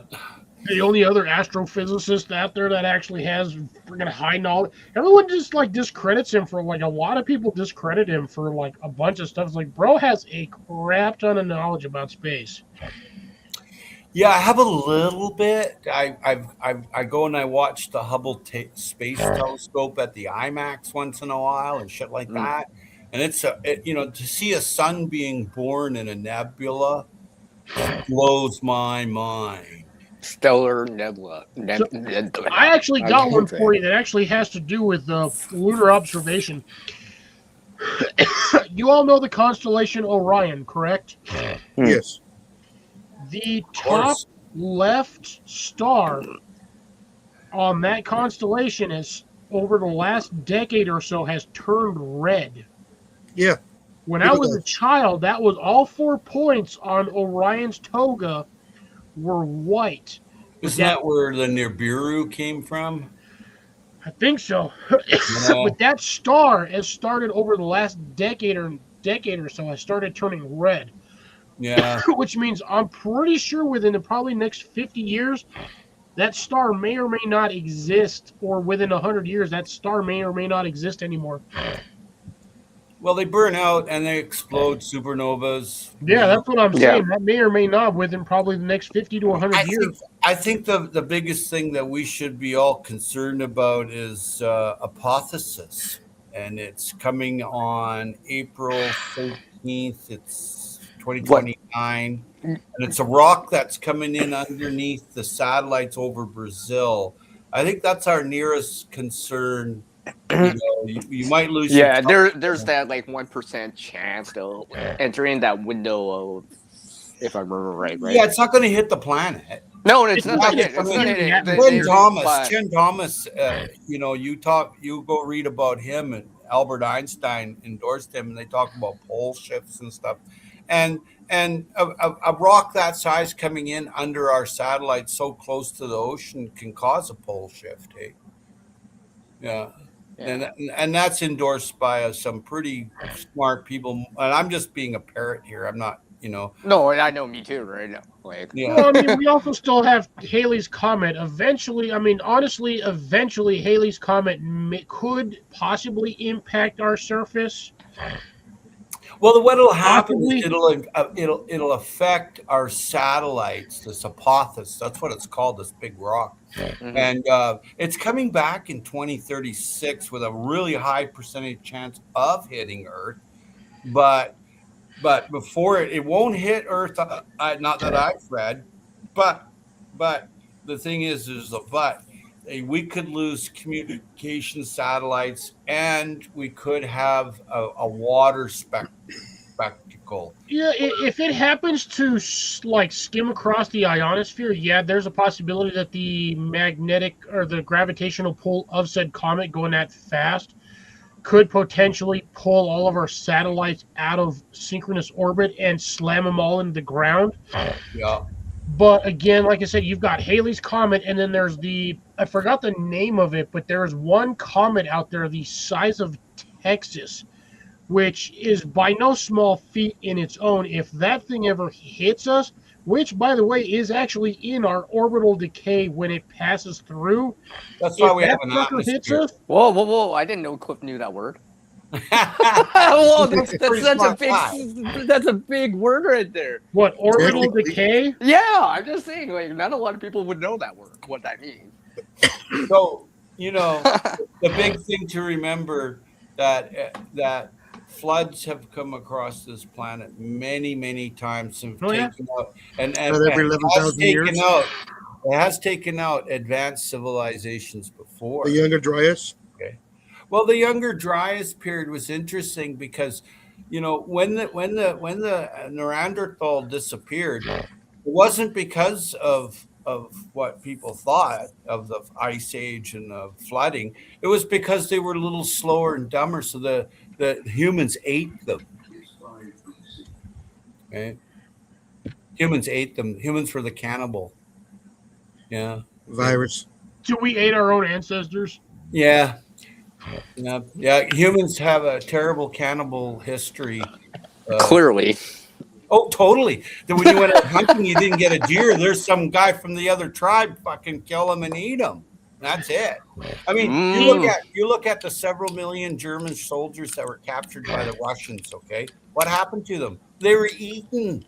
You never hear about it, but they were eaten. That brings me to people today are digging up their bones and they find cut marks on the bones of the German soldiers. Donner Party of 50. Well, there you go. There's another one. The whole Donner Party. Here's the thing with that. As a society, we have deemed it immoral to eat a human. But what's not to say the Christian that a world, human cooked the right way tastes exactly like a damn pig? Yeah, I don't know anything about that. We I'm have- not, I have no what are you knowledge doing to over bring there? You're not I eating don't meat, know. are you? No, think about it. I mean, look at the Donner Party. So again, you got the Donner Party, as Jason said. That was basically a cannibalistic party that would every time somebody The Maori went had away, they special ate them. tools. That was The a Maori had survivalist special instinct. bone tools to take off chunks of meat when they cooked you. Yes. Yeah. So what's not to say that a human cooked properly tastes exactly like bacon? We just, I as don't a know, man. society, I have wouldn't deemed eat a it human immoral being. to eat I think another I'd find food. some plants or bugs first. Just saying. Dude, when it comes to nutrition, what are you going to want to eat the most of? A Bugs and plants. guy that passed away like 5 minutes ago, No. or you're going to sit there and eat a like 4-gram bug? Yeah. Or like I said, in the blizzard, there's nothing there to eat. Yeah. Yeah, frozen meat's frozen meat. The thing to remember is that we're living a pretty good life now, right? Oh But yeah. it can be interrupted. So I have gratitude that I can run out and buy prime ribbers or ribeyes or tenderloins. I have gratitude, and I'll share that meat. I'm so glad I just ate. Grocery store. I will share that meat with several people. One old lady, she's 84 next door. I give her a steak every week or two, and then I'll share some with my family, and then I'll eat the rest, right? But I don't sit there and hog it. But sharing is caring, and when you show love, love will be shown. But you know, back in the day, like the Clovis, just past the driest period, over in Oregon here, there's caves of people that, and they were First Nations people that ate camels and woolly mammoths and saber-toothed tiger, dude. And they were here prior to the Ice Age. Now that's an interesting quandary. What does camel taste like? It was really good. I've eaten it. Really? Giraffe, Really? too. Wow. Yeah. I've eaten giraffe, cougar. I've eaten mongoose. I've eaten just about everything except What the hell I've do the never eaten mongoose a human. taste like? Thank God. Isn't cougar a little salty? Tastes a lot like a tough chicken. Everything tastes like a chicken. Well, I went to a Rod and Game Club. Bacon. They had a dinner, right? The Rod and Game Club dinner. It's soft chicken. There's- It's like chicken. It tastes Yeah. like burnt chicken. Yeah, It tastes like people- salty chicken. They had people there. Yeah, they had people there from all over the world, and there was these guys from Africa there, and they brought in giraffe roast, and then they brought in lions that they were eating and stuff like that. Eh? Well, I think if it's prepared well, right, then like Yeah. you shouldn't really notice until someone tells you. It's like, oh, okay, that's a good Pretty one. much. Giraffe. There was Giraffe a would be a s'mores- long neck horse. There was a smorgasbord there of all this different kind of critters that they were serving up. Ostriches, you freaking name it, man. I tried everything. Chocolate covered crickets. I did that before, and chocolate covered ants. I ate them before. Yeah, I mean, if it's prepared well, just like any food out there, well, you're gonna enjoy it. I mean, because but even a steak, if it's prepared badly, It's still a steak.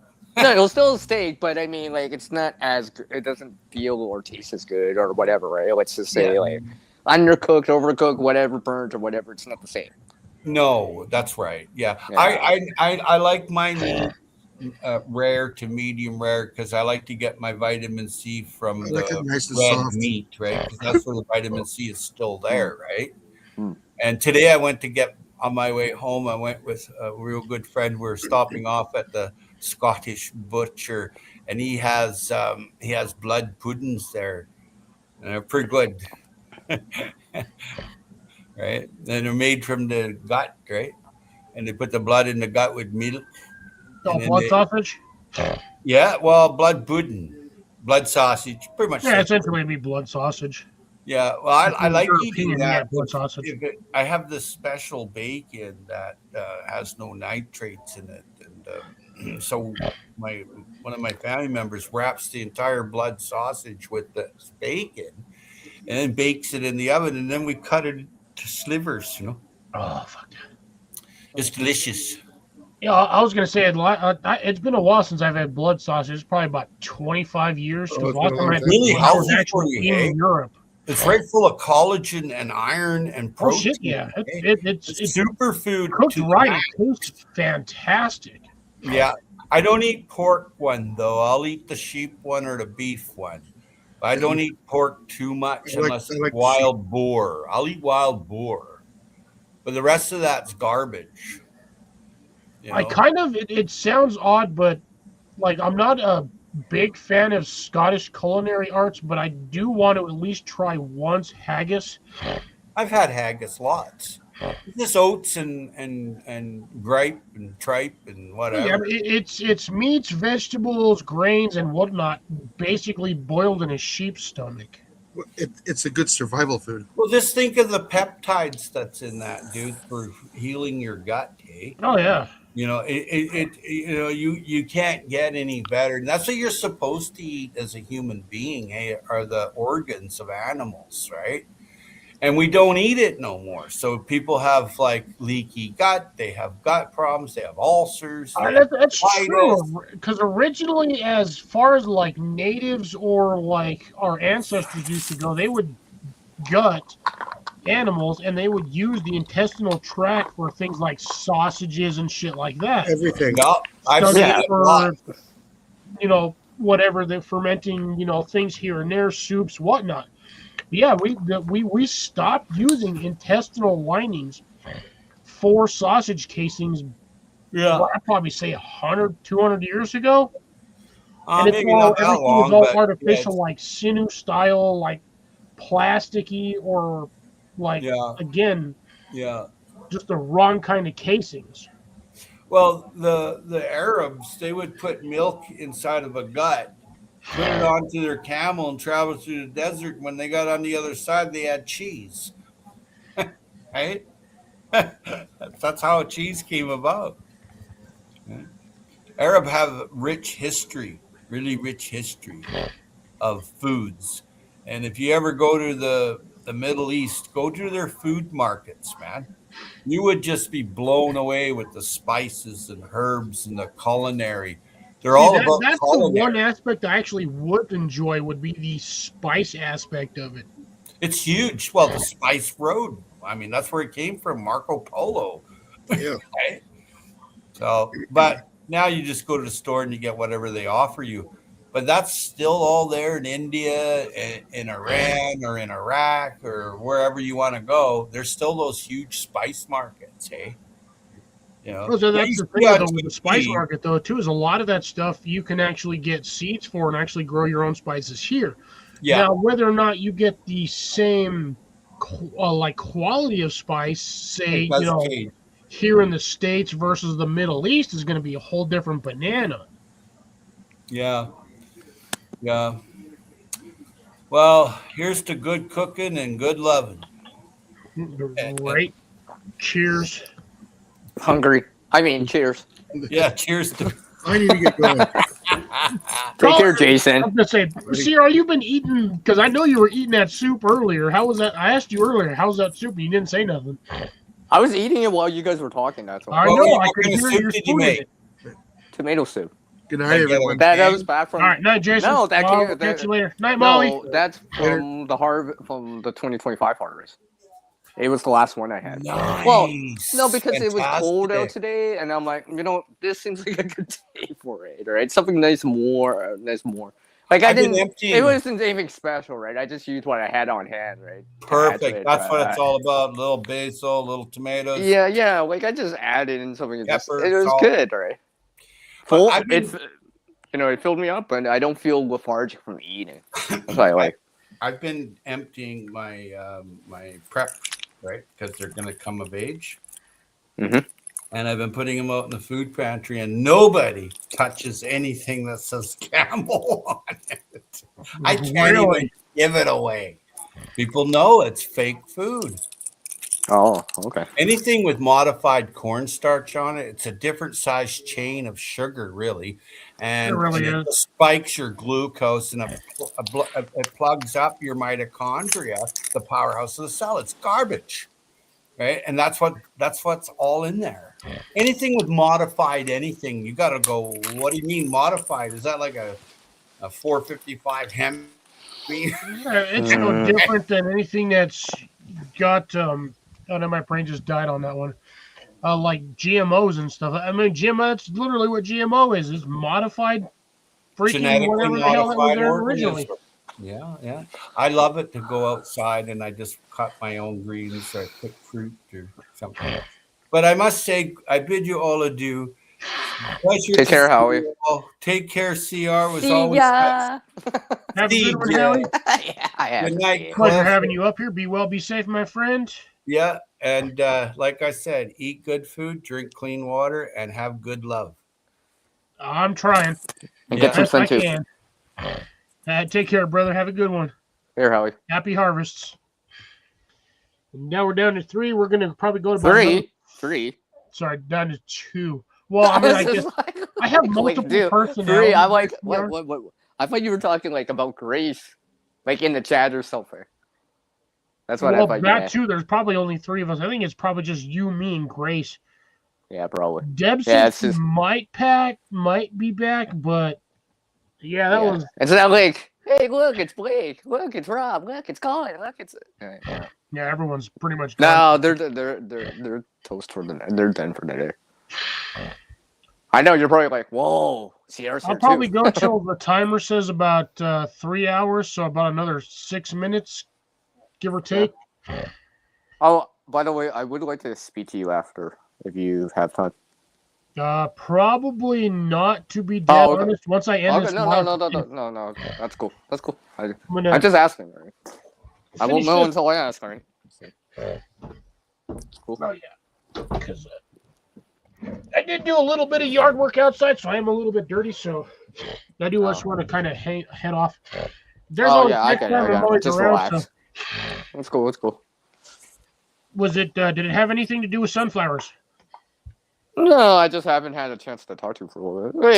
It was only gonna be like 5-10 minutes, anyways. Like I'm not the. It's I don't want just to a force little it. busy. I usually don't. Normally, I don't go this late, but I mean, you normally don't go this late. What are you well, talking about? What are to you be talking honest, about? majority of my live streams are usually 3 hours. Oh, you mean by duration? I thought you meant like what time of night it is. Because like you go longer than later than this. Fuck. But That I do know. yeah, normally after my live streams, usually what I do is I'll head outside for like an hour or so, and I'll just hang out in my garden and do random stuff out in the greenhouse. But I did all of that earlier before I got on here because I'd I like see. got off of work early, got home. I saw like 2.5 hours before I had to even be on here. Probably it was windy outside, so I couldn't really do much.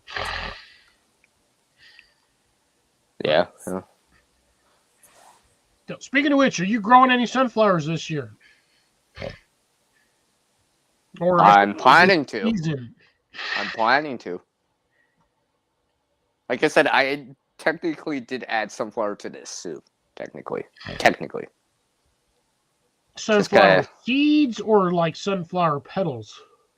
Well, I would have. It's March now. Like the seeds are the only thing I have left.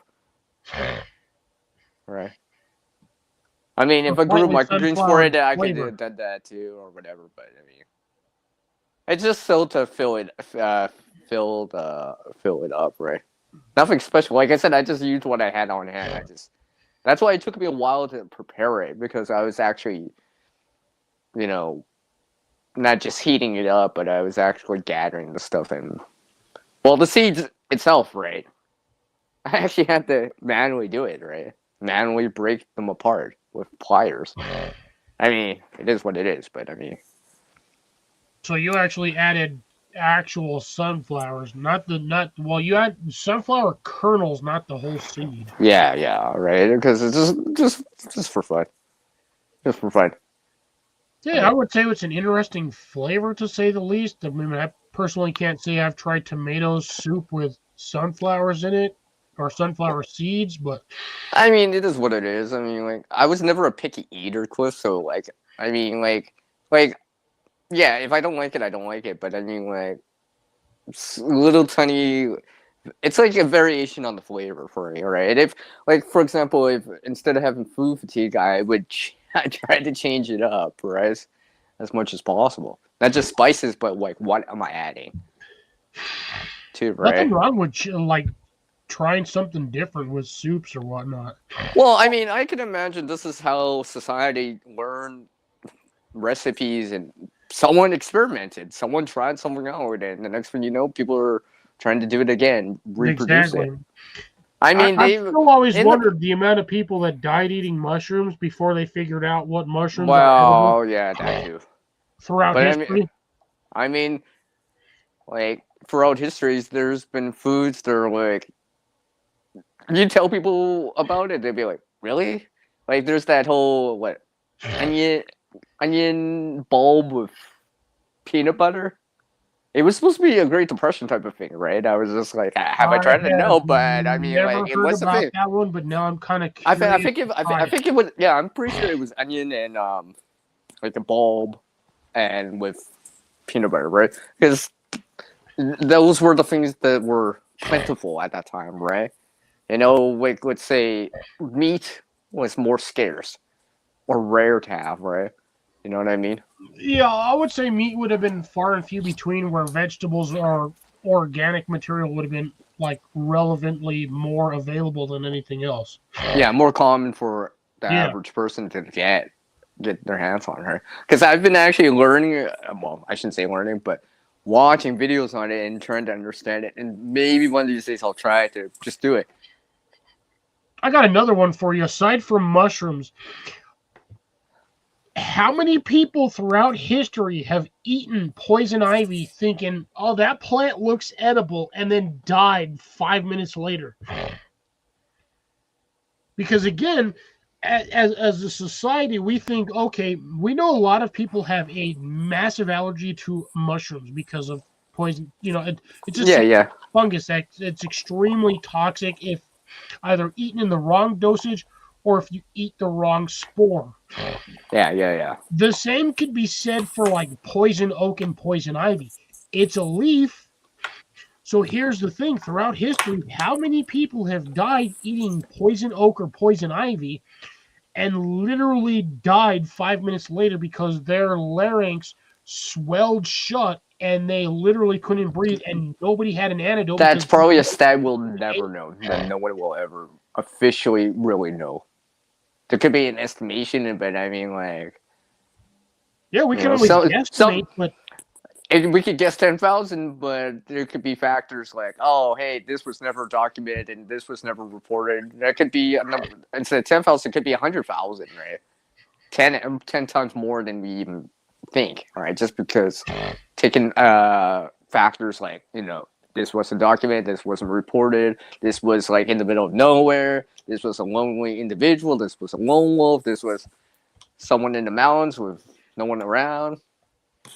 yeah, This is how we found the person. I mean, like, that's the one thing I've always been curious about since, kind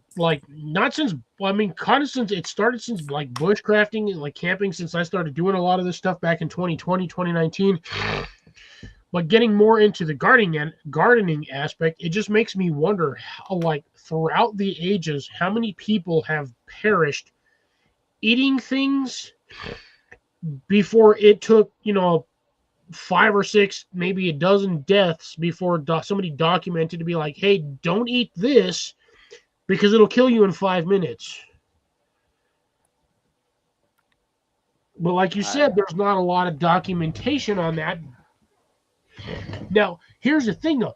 It's a possibility there's been a lot of documentations, but due to like things of like wars, raids, burnings of like villages, yeah, the information there's a is lost to possibility we time. lost 40% of said knowledge of all of that stuff. Like even the Library of Alexandria. At least.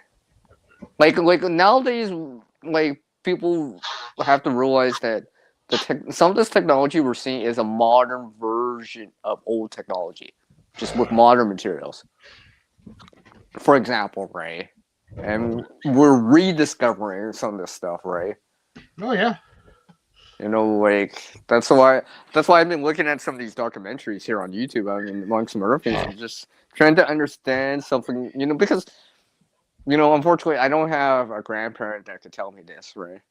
Or whatever. My parents are not old Have enough, one or left. whatever, and some of the stuff that's kind of got lost in time, right? Because nowadays it's just like no one knows about that. I can't just randomly ask someone unless they're like trained or actually specialized in it. Oh yeah, no, 'Cause we've definitely lost a lot of old world knowledge over the years. like this, like for example, the sunflower, right? Like, oh yes, virtually every part's edible. Well, I'm actually trying some of that out, and I'm like, yeah, the leaves can get bitter if I think they're the mature. only part on a sunflower that's truly edible is the yellow flower leaves on there, which I believe you can do stuff with, and then the actual seed itself. But other than that, I don't really. Well, know. yeah, the seed, either the kernel or an immature seed that's still white. Or immature head. But yeah, give me a second, CR. I got to use the John. John, Be yeah, right yeah. back. I'm assuming Grace is here, and then I forgot to turn back on the comment section, or maybe not. Townsend? Oh yeah. Has done some videos on recipe for poor people to eat. Yeah. I think I've seen some of that before. I'm not subscribed to the channel directly, but I have watched it. I know. Trying to remember the channel name. Wow, Cole. What is that? Cole. I'll wait for Cole to come back. His name's Dan. I remember his name, but I don't remember the channel. I'm subscribed to it, but I know he's mentioned Townsend before. As I wait for... Oh, there's a comment.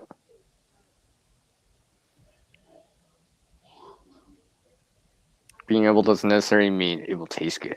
It just means it won't make you sick. Yeah, exactly. Right? You might still have to flavor it, season it, whatever, right? Prepare it in a certain way. Oh shit! All right, Hey, I'm back. Welcome back. Yeah, I And mean, fortunately, on that note, I do apologize, CR, but it's cool, man. I was gonna, like I said, I was gonna end this. I know. Again, I know I do apologize, but No, it's all good, man. It's all yeah, good. ladies and gentlemen, boys and girls, I do appreciate everybody staying here. CR, Grace, whoever else is left watching. Actually, it's probably only the two of us. No, She's Grace. I thought she was the only one in the chat right now. Nah, there's a few of us in here. Grace usually stays until the end because Grace. I mean, you typing doesn't count. I haven't typed anything other than lots of it was bread style meals, but that was it. But yes, anyways, as I was gonna say, thank you for staying with us, folks, on this rather long, almost standard hourly YouTube or live tonight. Bleh, my brain is fried right now. But be well, be safe. CR, thanks for popping up tonight. It was a pleasure as always having you on here. Grace, be well, be safe, and I will see you all on the next Night, Grace. Have a great weekend, and don't do anything I wouldn't do, and don't forget to get out there and start gardening because season's gonna end. Our season is going to start soon. Season's on end. Like, Season. where the hell did I If miss you the whole think about season? it, the winter season is about to end. Okay, yeah, okay. The season's will end. Wait, what? Yeah, the season will. Boy, if only the season just ended and just like everything was done after that, nothing would grow anymore. But anyways, be well, folks. Be safe. Catch you on the next one. It's going to be Fox It Outdoors signing off, and CR with any last words? What would Jason say? Oh, yeah, slap a rat. Take care, folks. Have a good one.